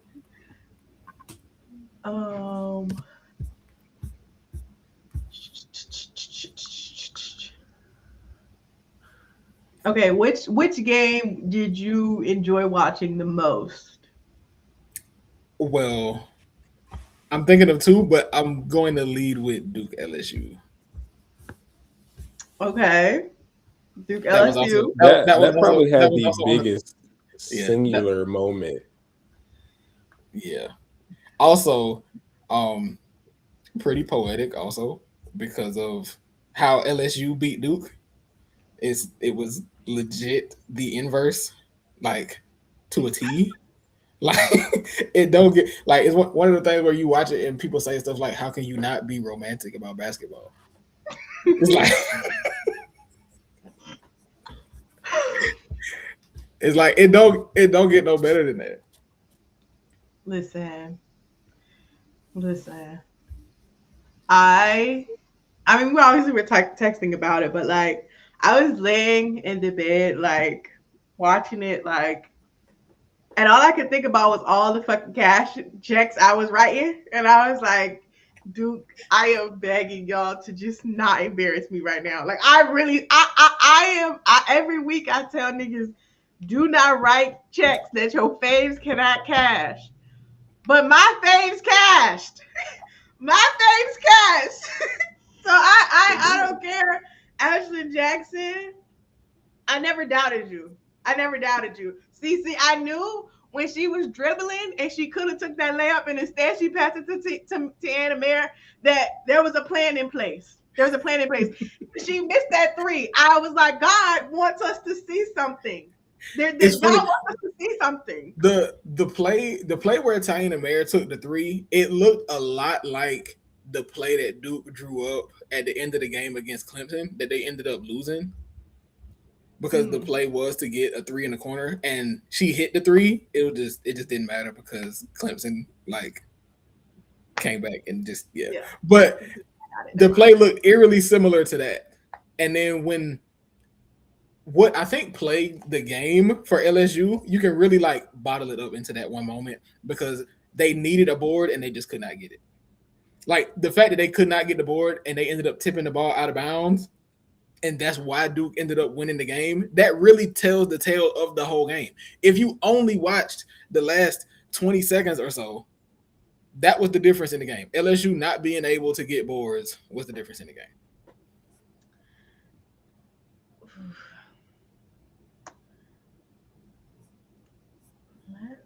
Oh my God.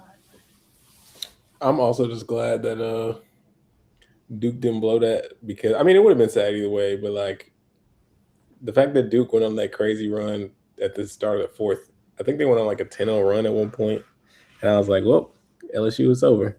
And then LSU brought that bitch back. I was like, dang, this will be a really nasty way to lose. Super nasty.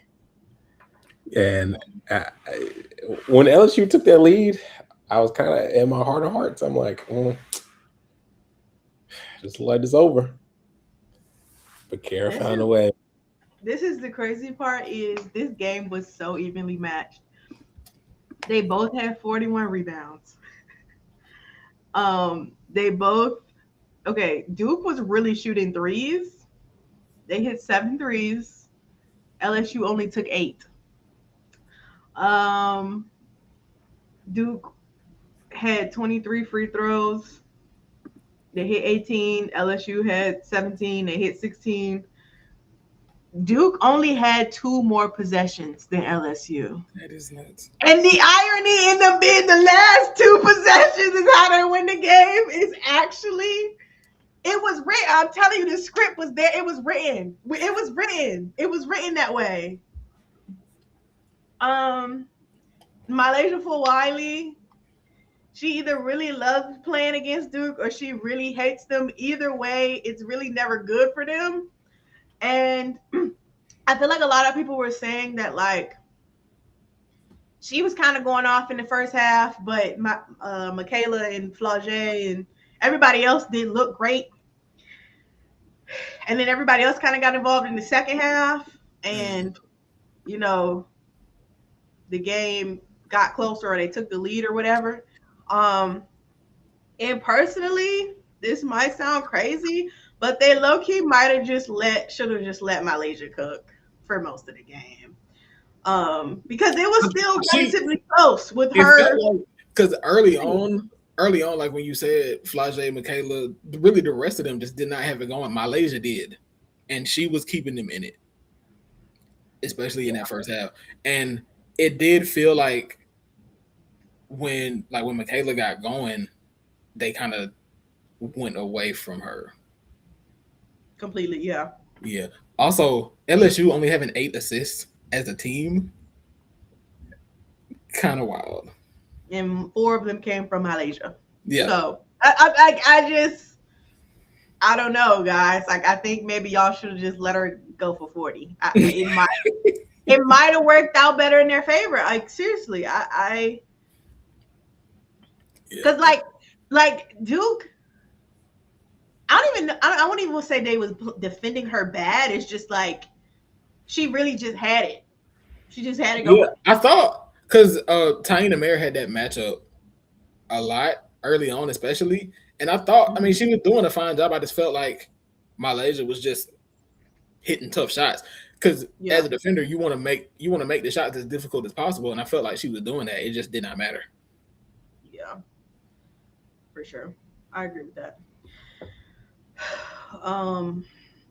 So Duke, thank you for making me look so like a genius. I really appreciated that.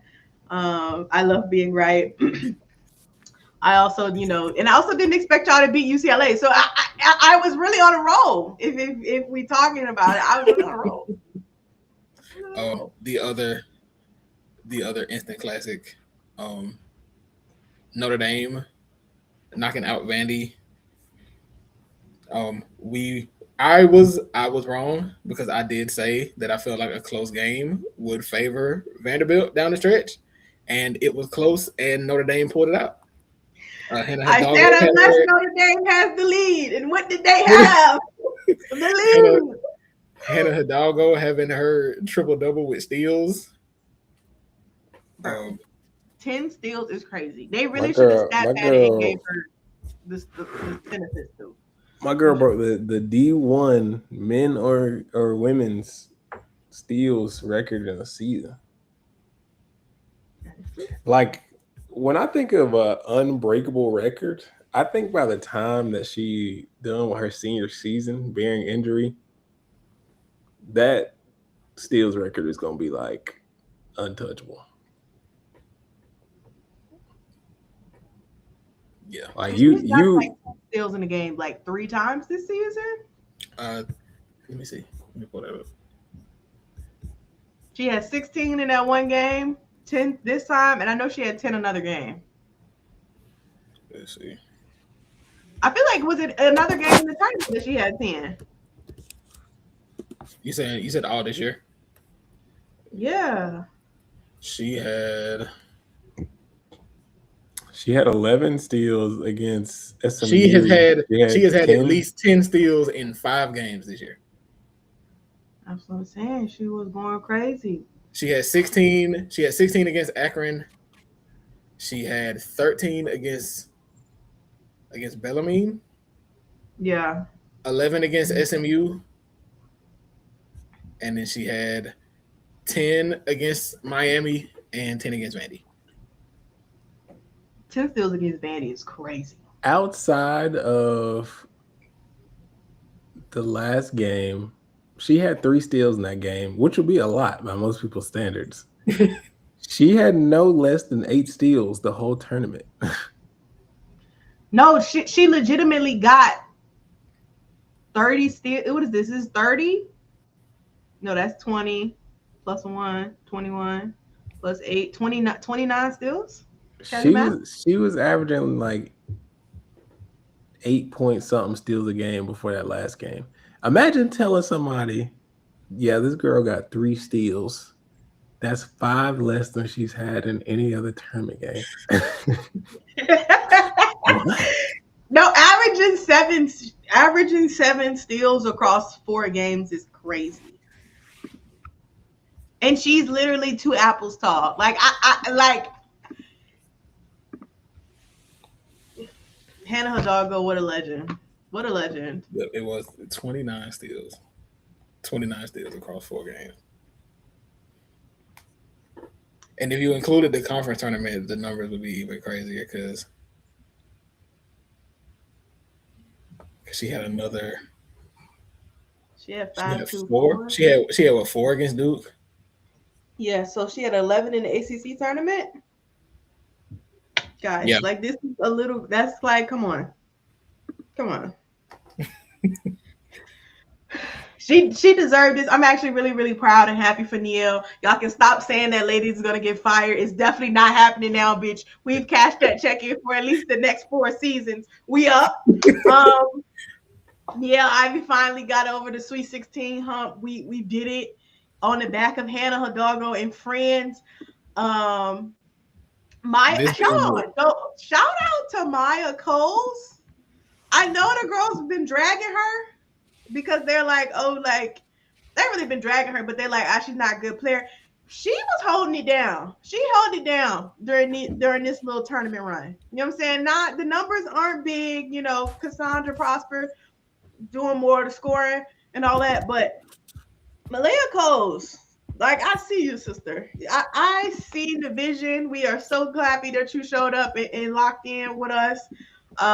Because that other lady, I'm not gonna drag her, but We do appreciate how you have risen across this season.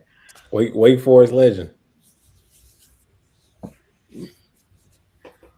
On the Vandy front, Arby Galvin, I do think she kind of earned her freshman SEC freshman award. I know that they're not the ACC. This is not a freshman. I mean, the SEC team, but like I do think she earned that. I do think she earned it in this matchup against Notre Dame. Very fearless. The 3-pointer was beautiful. Yeah. Michaela Blake's. I love you, sister, but yeah. Not your brightest moment. It's okay. The crazy part is though, the crazy part is, okay, she had 26 points on 7 to 26 shooting. The craziest part, they obviously only lost by 3 points, but it's like if she didn't have that turnover, I would have been like, she played a good game. And like, that was only her second turnover. It literally only her second turnover. Your second turnover cost you the game. She immediately was like, fuck. Like audibly, like, damn, I just fucked up. She knew. Yeah.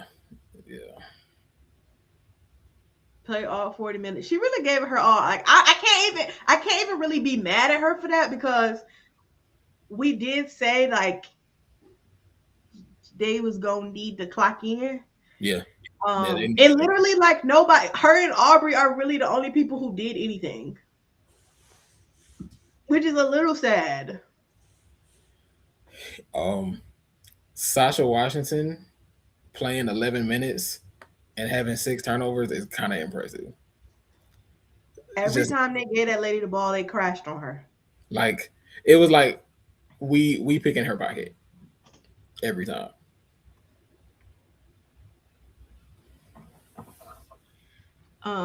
Yeah, it's yeah. I don't know, girl. That was terrible. Were any of these other games close? The closest remaining Sweet 16 game was TCU against Virginia. TCU did win that game by 10 points, but resilient game. It was so close. It wasn't. Yeah, honestly, I was impressed with UVA in that game. I thought that they the fact that they stayed in it for most of it was impressive to me. I never thought that they would win, but they stayed in it. These are the runs that you have that convince people to come next year. Mm-hmm. I was believing in y'all. I was like, yeah, they're gonna go on a run right now. Like I was literally saying that every time they scored. I was like, yeah, the run is coming. And it really just never came. And I'm a little sad about that, but what can you do? Kymora Johnson played all 40 minutes. Did she not play all 40 minutes in every single game's tournament? She has in fact played like the entire tournament. I know that baby is tired. I don't think she knew what the bench felt like her whole tournament. I don't. And to be 5'7", again, 2 apples tall. She averaged 43 minutes across the NCAA tournament. She sat one time. She sat for 1 minute against Arizona State, and then she played 44 minutes against UGA. So she may have sat 1 minute in the opening, or in the she played 50 minutes. Yeah, she played 50 minutes against Iowa, and they played double OT. So she played every single minute, and then she played all 40 minutes against TCU. So she sat for 2 total minutes across 4 games, and she played 3 overtimes. I'm looking at Kymora Johnson's game log for this season. The last time she played less than 37 minutes in a game was January 22nd. That is insane. That's insane. Matter of fact, let me see something. They were working this baby. Oh my God.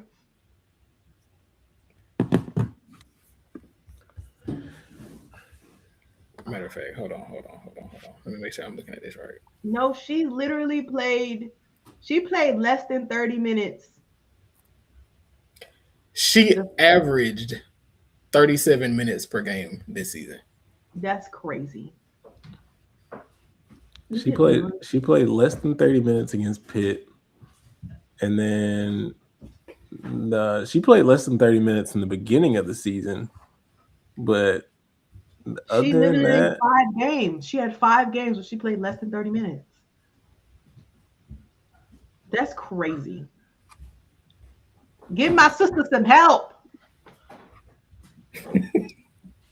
Hey, look, Puff Morrison out of Cal is in the transfer portal. Coach Mox, pick up that phone. Well, she about to get in the portal, but pick up the phone anyway. Yeah, Audi Crooks, do you want to play in the ACC? Shit, probably not. Fuck no, stay with us. I can't lie. Audi probably get ACC hell. I mean, she give it. I feel literally. I know she don't give any league hell, but like. But it's just like, why would you leave? Why would you leave a Big 12? No, literally. Like, why would you? But you could, because what are they gonna do with you in the ACC? Yeah. Anyway, you know what? Damn, because I will say if she did go to the ACC, I think Kara will fly ass. Yeah, that game plan, they are literally collapsing on her. That is gonna be the nasty. Like, it is gonna be. They're gonna swarm all 4 people. They're gonna throw 4 or 5 people on her all the times. Sammy said, "What about Audi with Kara?" Listen, Audi and Toby,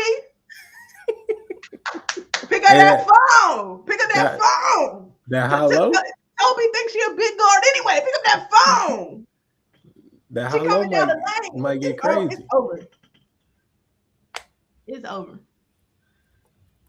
So, were there any other Sweet 16 games that weren't like?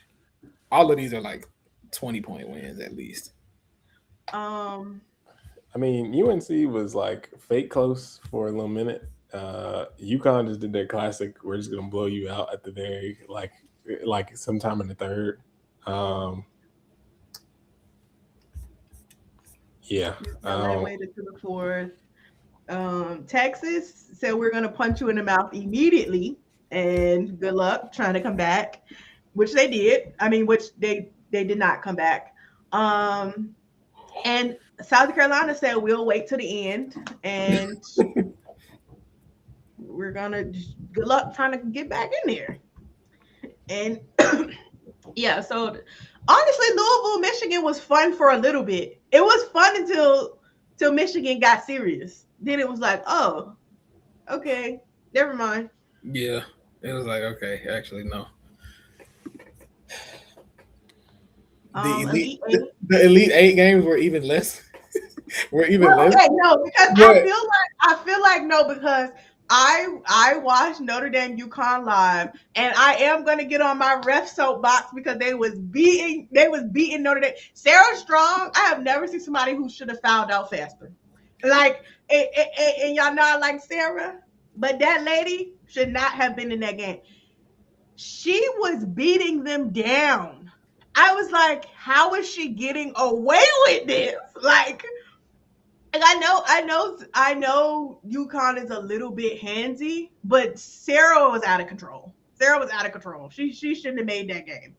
And honestly, had they not had Sarah, Notre Dame might have pitched them a little harder because AZ couldn't really do too much. Blanca Quinones, she's the one.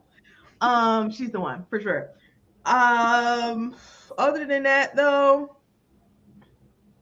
Notre Dame had a good hard try, and it was close until the fourth quarter. It was close most of the game. I was like, okay, I'm feeling this. Like Notre Dame, like this is winnable. And then the fourth quarter it was kind of like, maybe not so much winnable, but I felt hopeful for a while. You know, I was hopeful for a while. Yeah, let me see what was it at the half, because I don't think it was like 32 to 25. Yeah, that sounds right.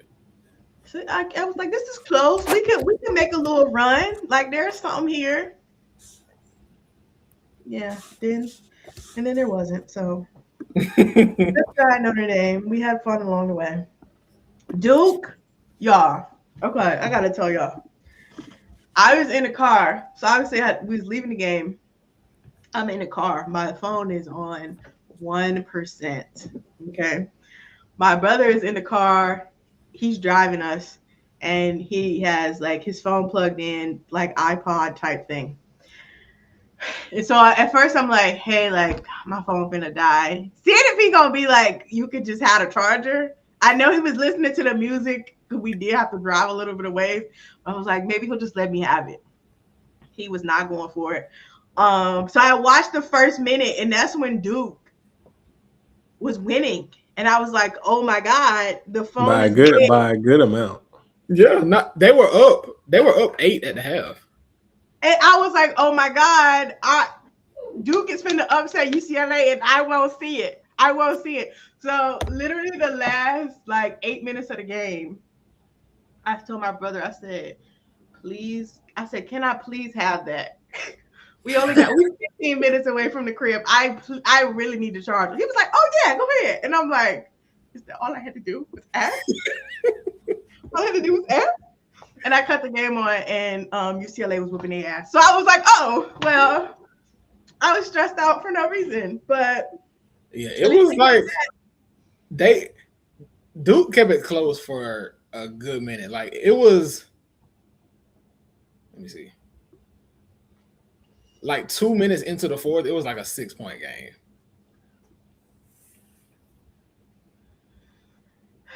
Yeah. But see, this is where all the narratives about Lauren Betts go away, because 23 points, 10 rebounds, and 5 blocks. Yeah, she did a thing. She did. What more could we ask for? It's funny because UCLA is almost never losing at the half. Also, Ashlyn Jackson being the hero against UCLA and then having 0 points. Against LSU and then having 0 points against UCLA that's a funny bit. I feel. Yeah, that is a funny bit. I felt really bad for her because I can only imagine like the shift in emotions, and it's like, has she had an even like kind of regular game, they probably whoop UCLA ass. Well, not whoop their ass, but you know. Could have been closer for sure. Yeah, it would have been close because they ended up losing by 12, which I guess considering that they was up, it's like second half was pretty it's like you go in the halftime up 15 instead of 8. That's a whole different game. Yeah, I agree. Yeah. But Ashlyn Jackson, you still a legend though. Absolutely. We won't remember the second game, but we'll remember the first. I still got a dream jersey with your name on it. So we do. It's Mesco Ball. We'll love you. Don't you worry about it. You can also come on the pod.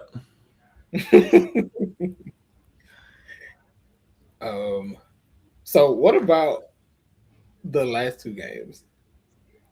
You know, TCU and South Carolina was kind of close for a little bit, and then South Carolina just started like beating them with hammers. It was nuts. Like, yo, like, okay, I gotta go find this because at one point I was looking and I was like, okay, TCU was up early. It was like 12-4 midway through the first, and by the end of the first,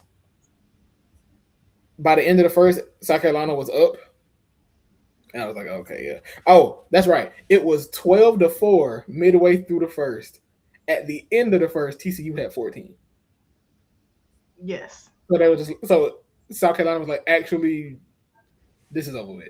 Like It was we're just gonna shut y'all water off.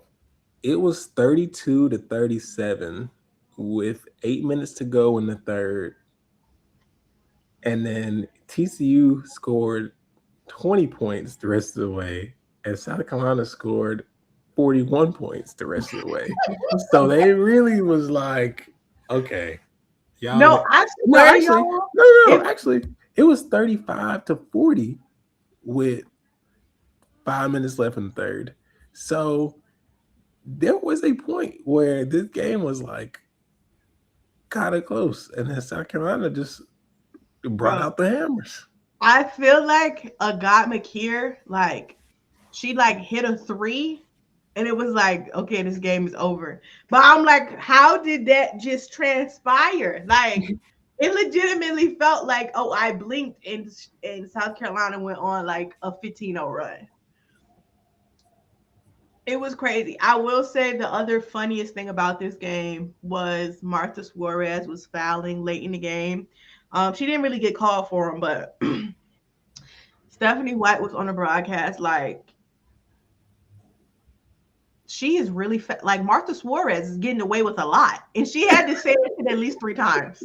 She was disgusted by how much Martha Suarez was getting away with, and I was like, "There's Stephanie, because this is she is fouling bad, and this is what I mean. She should have fouled out of that game." But she's a star, so where was she still at in the game? Like, her not fouling out of none of these games, that's a conspiracy. That's a conspiracy. Taylor Bigby, though, I do have to shout you out because throughout this process, I was like, if you stop Olivia Miles and Martha Suarez, TCU don't have nothing. And she said, I do have a little bit of something for y'all through several games. So I do need to give her 10s for that.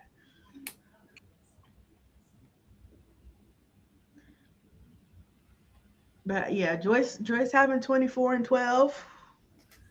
Four stocks. What is Joyce at 4 stocks? The fourth quarter being 29-11 is that's demoralizing. Especially like it was an 8-point game going into the fourth quarter. You would not have guessed that looking at the final score.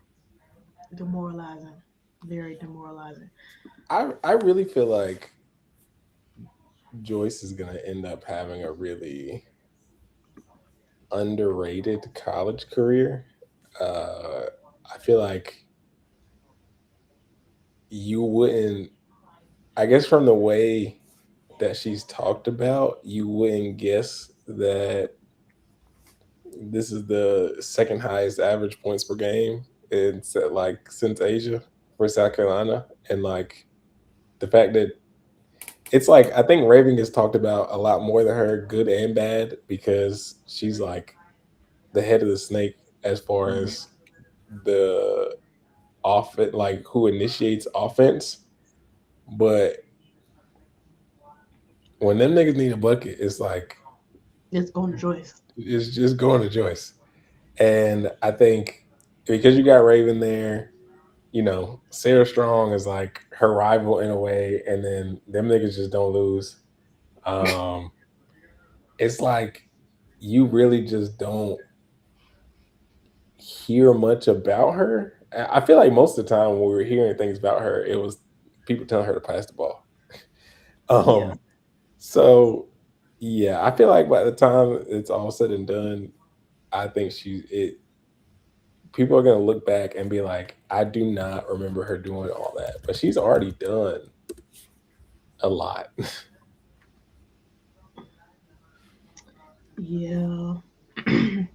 She is. And I think the other thing about Joyce is because it's like she's like she doesn't feel as dominant as like a Aaliyah, right? Or like, you know, that Aaliyah was like carrying this team. You know where it was going. And I think offensively, we know that it's Joyce, but it's like it's not the same defensively. Like because Joyce kind of, I don't say she picks and chooses, but like she's not always their best defender. So it's like we have to look somewhere else for it to be for how we're going to close this game out. But like she does have to carry a heavy load with the offense. And I do think she does deserve a lot more credit for it simply because I don't think walking into the season, that was the expectation. Like we expected Chloe Kitts to be here and to be taking on that load. And so for her to get injured the month before the season starts, now it's like, okay, Joyce, we do need you to actually give us, 15 and 8 every game. And I think she's risen to the occasion for the most part. Every now and again she has her moments of like, all right, girl, give us nothing. But I think for the most part she's done a really good job. And so it's cool to see her kind of rise to the occasion and also like start to pass the ball more. Because South Carolina's better when she passes the ball. But I also do think she does have to. I know a lot of people get mad at her when she be going like 1v3 or 1v4, but sometimes she do have to do that. I do think she got to do it a little. It's so funny sometimes when Joyce gets the O board and you can tell she's not even thinking about passing it out. She's like, "Oh, I'm going back up with this and I'm finna score." And they probably gonna foul me too. Yeah. So it's like, I get it, get Joyce. And I do think like the difference between her versus other South Carolina post players like Aaliyah or like Asia is that she is not looked at as the anchor on both ends of the floor the way that they were. But I do think, like you said, offensively, she does carry as big of a load, especially this season because of the injuries in the front court. So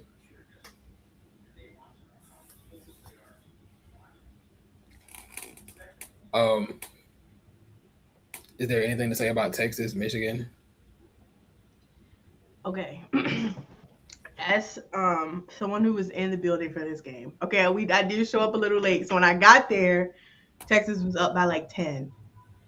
And I was like, okay, this is fine. Like 10 is fine. You know what I'm saying? We can work with 10. But on the screen, like around the arena, they had like the score and like their shooting splits. And Michigan said 0 from like 3. And I was like, that's weird. Like, why did that say 0? That's weird. Like, whatever. And so me and my brother are sitting there, and literally, when I say like this arena is so orange, like it's Texas down in here.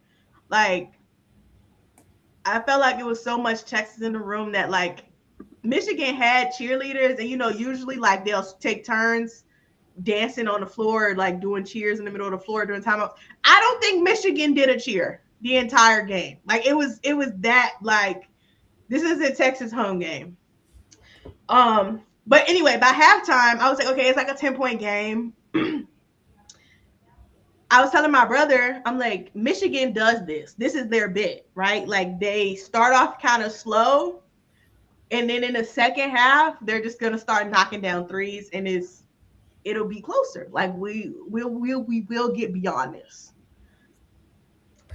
And then we got to the third quarter, and it was like still like a 10-point game. It was like 13 points. I remember it was 13 points, and I was like, okay, like 13 points is still like that's like 13-8. Like this is comebackable. And then it went from 13 to 15 to 18. And then it got to like 22, and I was like, oh, Michigan is not coming back. They are not coming back. Nothing is happening here. And I went and looked at the box score, and I said they haven't hit a single 3 yet. This is not gonna go over well. And it did not go over well. It suddenly got to 30 and then 40. And it was really funny because at the end of the game, they were losing by 40. And Mila Holloway and Brooke Quarles, I guess they took that personally, that they was losing by 40 and they didn't want to lose by 40. So they got to the 40-point mark. And so like now they only lost by 30 something. But I was like, Michigan girl, I have never seen y'all act like this. And it was even crazier because Kim Barnes-Arico, I kid y'all not, midway through the fourth quarter, maybe it was the third. I looked over at the bench because I was like, let me see how she looks. And she was legitimately sitting there like this. I said, oh, she's over it. She don't care no more. She don't care. This is over. And I was like trying to tell my brother, I'm like, it's fine. They're sophomores. They'll be back. Like, this isn't that big of a deal. But I was like, this. It's funny because it's so funny because they'll be back is one of those things that people always say, and it's like, yeah, but will they? I do, and I think they will. As it pertains to Michigan, I think they will. But I know that I do feel like we always say they'll be back whenever a team like has a loss on a major scale like this, and it's like there's really no guarantee of that. I do think Michigan is good enough to break that. I think they will be, but it's not as clear, I'll say. That was rough. That was really rough to watch. Like, no joke. I was like, Kyla Oaker has played like 5 minutes and this lady got a double-double. This is crazy. This is crazy for real. And then the Sarah Graves, the girl who don't really get play time. They're so funny. Honestly, I was feeding into it. I'm not gonna lie. They had signs that said we want Sarah, and then they started the chant. And of course, I was like, we want Sarah. And then he put her in the game. And so obviously now they hunting for her to get the 3-point shot or whatever. And when she missed it, the crowd was like, oh. But Texas had got the rebound, so everybody's like, Sarah. And then she hits the shot, and I swear to y'all, like, it was crazy in there. Like, it was so loud. And obviously she was like turned up about it, because you should be, right? You just hit it wasn't even a 3. Like, I'm looking at the box score now, it was just a 2, but you couldn't tell us that it wasn't a 3 in the room. So that was crazy. Michigan, please don't ever do that again. Please don't ever do that again.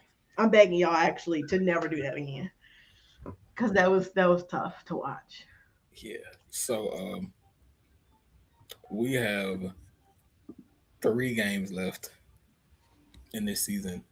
The first game is Friday at 7 p.m. Eastern. UConn is a 6-point favorite over South Carolina. How are we feeling? I'm delusional, but I do see South Carolina winning this game. I'm like, nah, I can't even bet against them. I've been trying to do the math in my head and doing the like player comp, and I'm telling y'all, South Carolina has a real chance. Part of it for me, I feel like part of it is like me just being hopeful because I really do want South Carolina to win this game. So it's like even if his numbers look at me in the face, it's like, yeah, but it's gonna be different, when you got the game is played on the floor. It's like the game ain't played on paper.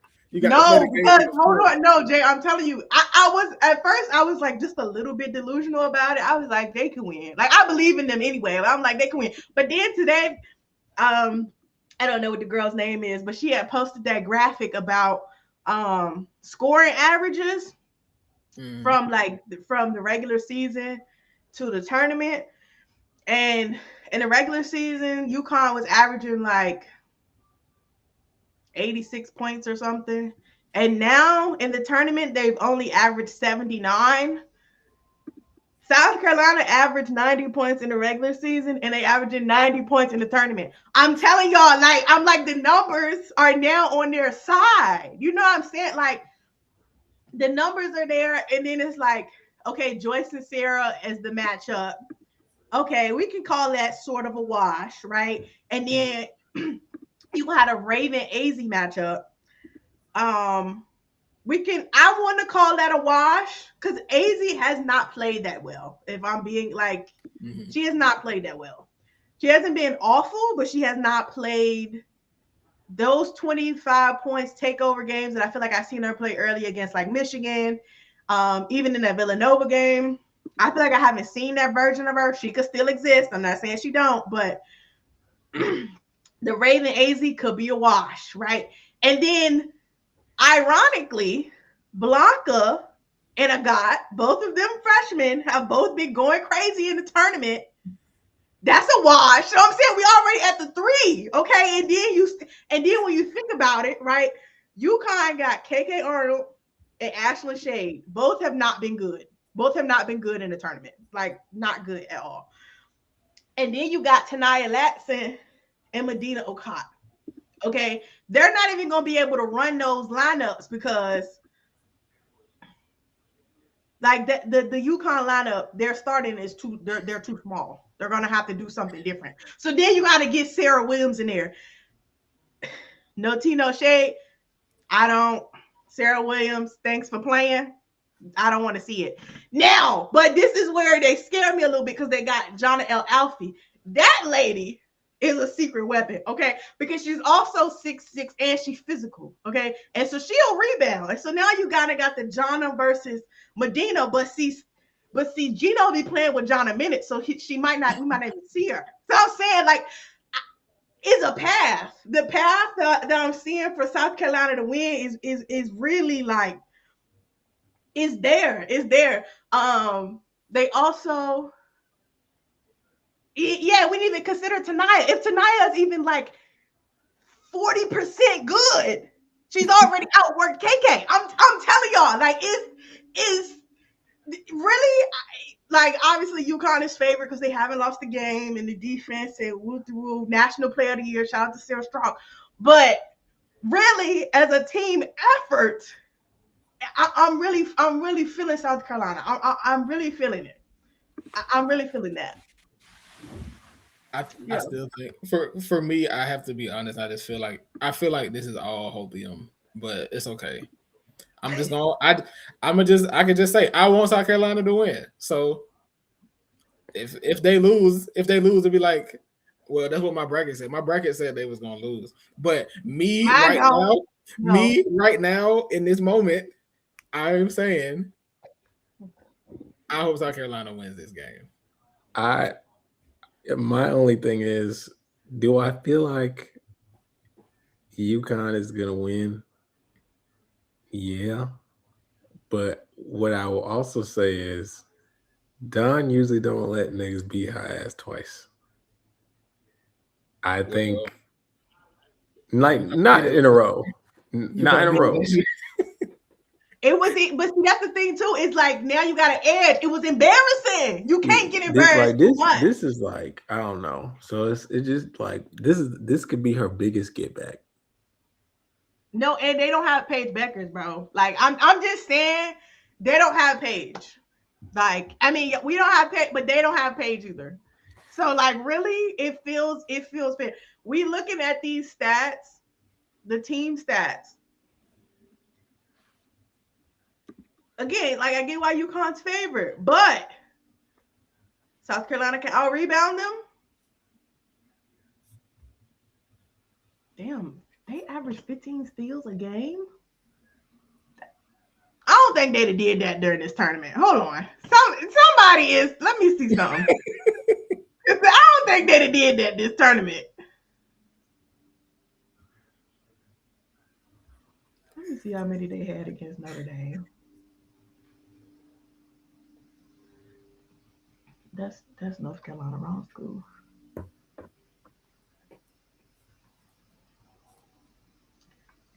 Sammy said Gino got special hate in his heart for Dawn. That white man hates accomplished women. He do. I fear he does. Okay, wait. Okay, they did have 14 steals against Notre Dame. I didn't even feel like that. I ain't even gonna lie.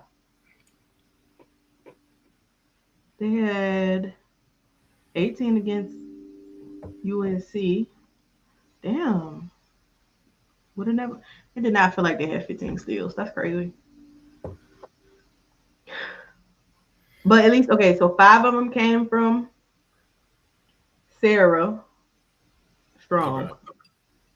3 came from AZ, then 2 from KK, and 2 from Ashlyn. Okay. Fairs. Okay.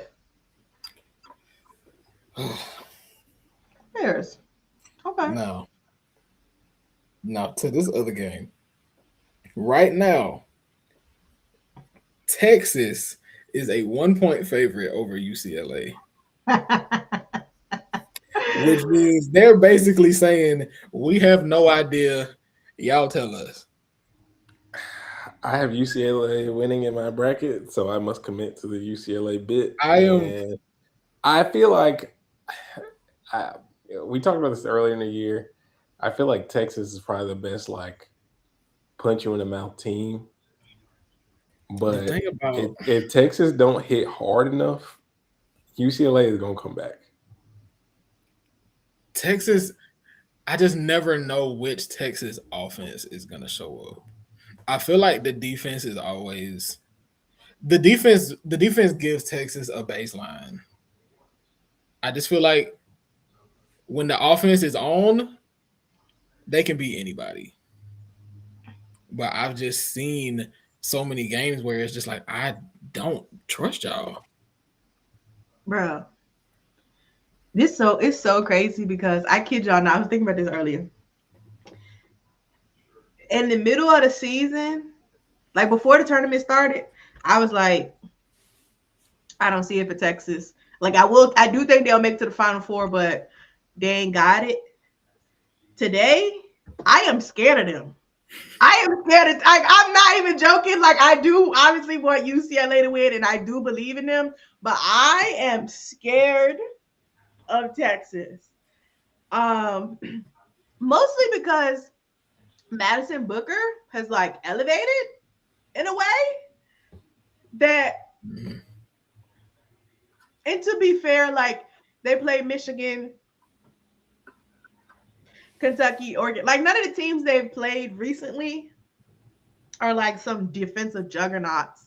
And UCLA isn't necessarily one either. But they're not, they haven't played anybody that I'm like, oh, like they can't defend Madison Booker. Mm-hmm. But she's like taking a step up in a way that is kind of like, wow, like you really want to win.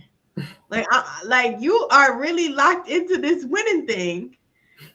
And Brea Cunningham been rebounding, and one of Justice Carlton, Taya Silver, or Jordan Lee, one of them plays good every game. We don't know which one it's gonna be, but one of them will clock in.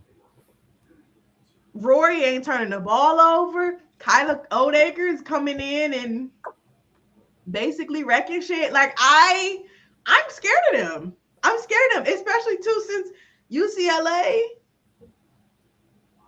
I'm bets ball down, but sisters, y'all, the rest of y'all gonna have to participate. Y'all have to participate and quickly. Y'all cannot let Texas punch y'all in the mouth because they gonna really try to punch y'all really, really hard. Like blood immediately. They like y'all gotta lock in immediately. Like I don't know what y'all gonna do, but UCLA been starting slow these past several games. Like the whole tournament, for real. Y'all gonna have to turn it around immediately. I don't know how. I don't know if everybody gonna have to shoot. I don't know. We got to figure out what was your best breakfast this year. We do need to figure something out. I am scared of them. I'm so scared for them. Because UCLA, this your only chance, sister. I mean, Texas, this your only chance too, sister. I don't know. Yeah, I don't know.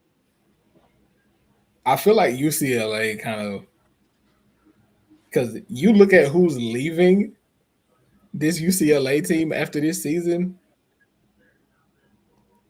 y'all got to win it all this year. Like, I know we talked about this when we did our tier list, and we were saying that, like, this really is a championship or bust season for UCLA. I feel like we were putting all the teams except South Carolina in the championship or bust, but they actually might be the only championship or bust team. Like all these like it's really championship or bust for UCLA. I I didn't quite feel that way about UConn, maybe because AZ is leaving, but UCLA, like their whole starting five is going to be gone. Yeah, after this. UConn always find a way to get back. Madison Booker is coming back for Texas, and I'm sure somebody was always going to be willing to play with Madison Booker. South Carolina. It's like, yeah, these are the teams that we were expecting to be really good and we were correct in them being in the Final Four. But like, people were talking about how there's not. It's like there's not enough parity or whatever. We're not gonna see UCLA here for a long time. It's over. It's literally over. I'm not putting UCLA in my Final Four in quite some time after this year. I don't even know if they got recruits coming in. Like legitimately, Corey Close might retire. Like no, it might be over. Sienna Betts, I hope you have fun in your 1 year, sister. But I'm sure. Matter of fact, Neil, pick up the phone now. Pick up the phone today. Might as well. Yeah. Yeah, but my sisters will have to figure it out. Look, I mean, y'all played against Duke. Like I'm just saying, I need them to figure it out. Like Kiki Rice, the girls have been saying all year that you deserve. You've worked your way up to a lottery pick. This is the moment to prove it. This is actually the moment to prove it. We do need you to clock in. We don't need you to be taking 50 million shots either to do it. We need you to be efficient. We need you to not turn that ball over. Deanna, it's time to knock down some shots. Gabriella, it's time to rebound. And Dugalich, girl, you've been doing it good all year. Let's maintain. You know what I'm saying? I know the Texas girls are a little rough. They are a little rough. You're going to have to fight through. I don't know. This is now or never, I fear. It's now or never. Now or never. I don't think UCLA has ever even been to the championship. So, like, this is really y'all time. Like, this is, like, history is waiting for you. You know what I mean? Like, y'all had already did the Final Four thing. Like, you got to take it a step further. So, you will have to punch them first. You're going to have to convince them that they cannot shoot. I don't know how you're going to do it, but look, really just slow Madison Booker down, and I think everybody else will slow down a little bit too. I don't know what y'all going to have to do to her, but that lady averaging like 20 points right now. You need to slow her down. You need that average to come down to about 15. Y'all got to clock in. Yeah. Let me see.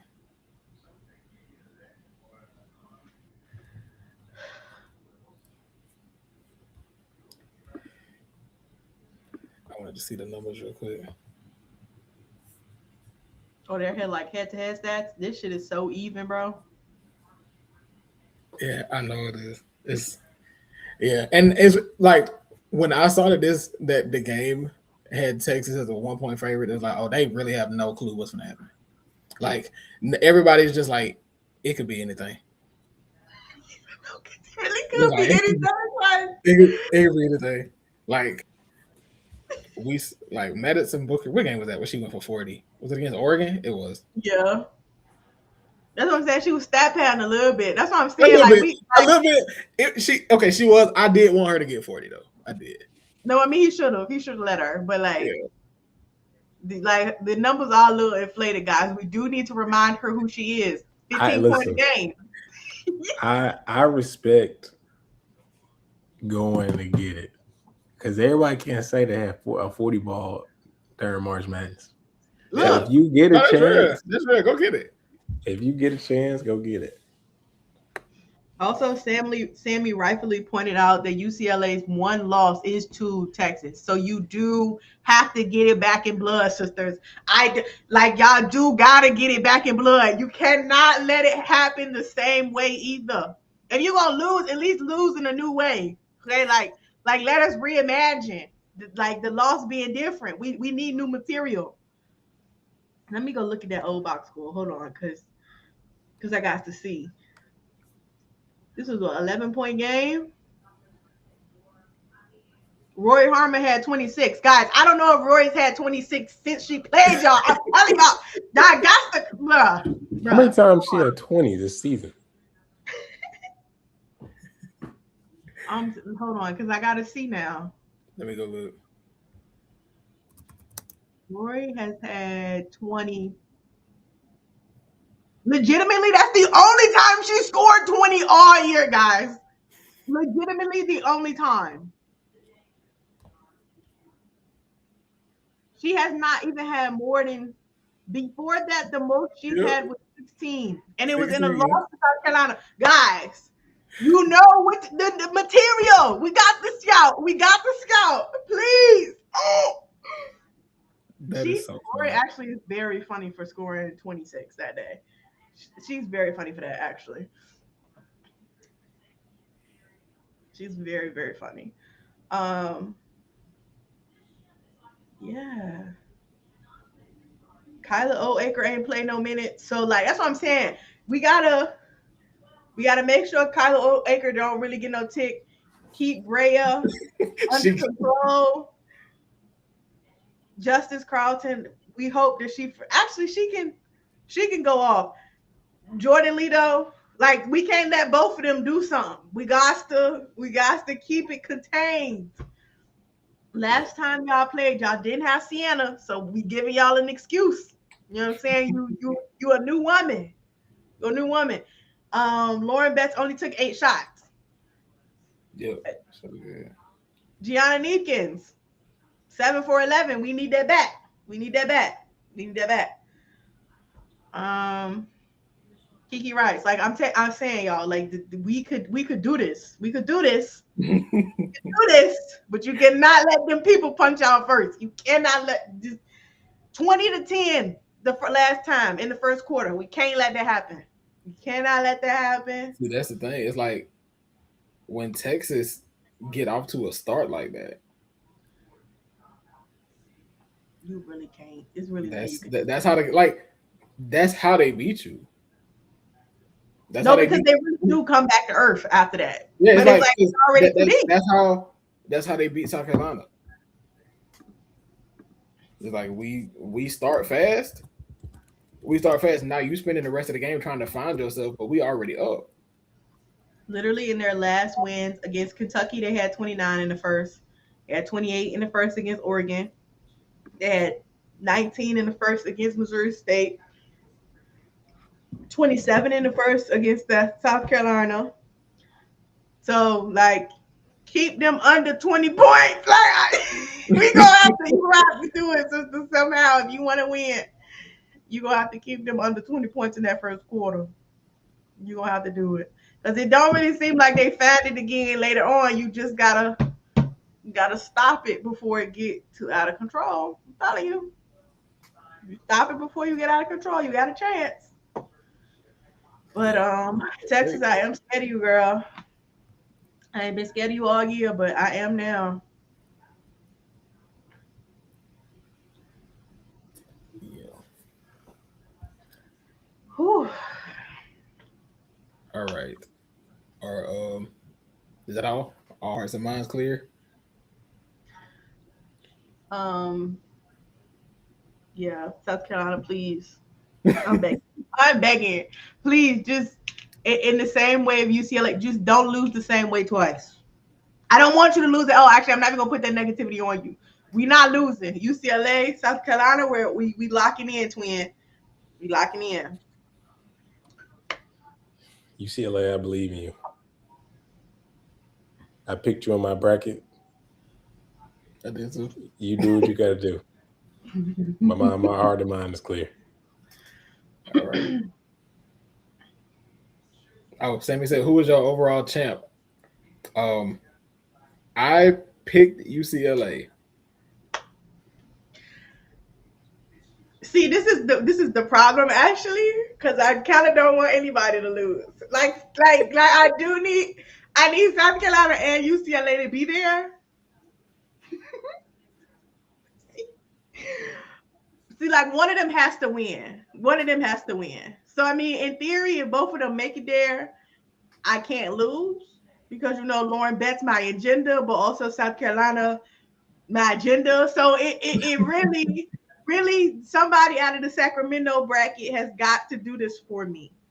They got to do this for me. Yeah. And it's like kind of South Carolina because you know what I'm saying, you can't lose back-to-back national championships. Yeah. Like that's just getting too demoralizing. That's too demoralizing. Yeah, I would love for South Carolina to win, actually. But if you're asking me who I picked UCLA. I guess I did do a bracket where one of each of them win. My real one was South Carolina, so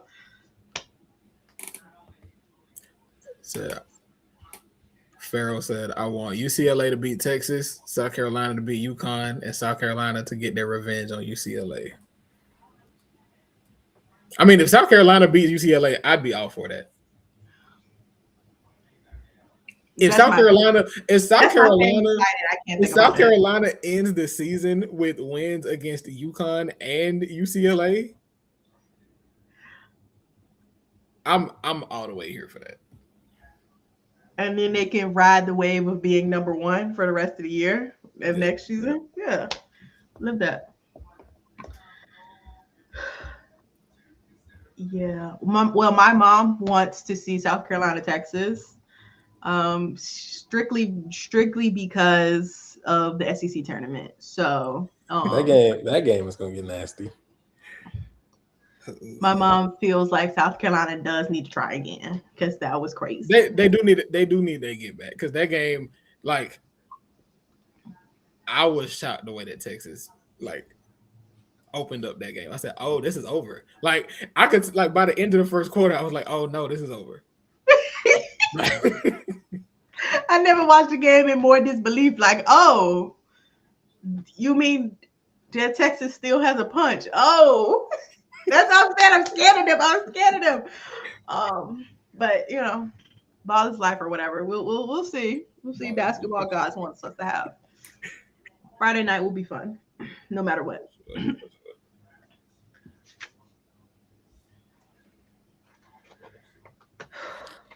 Well, this has been another episode of Pull Up 3. I am Paragon Don. I'm Jermaine.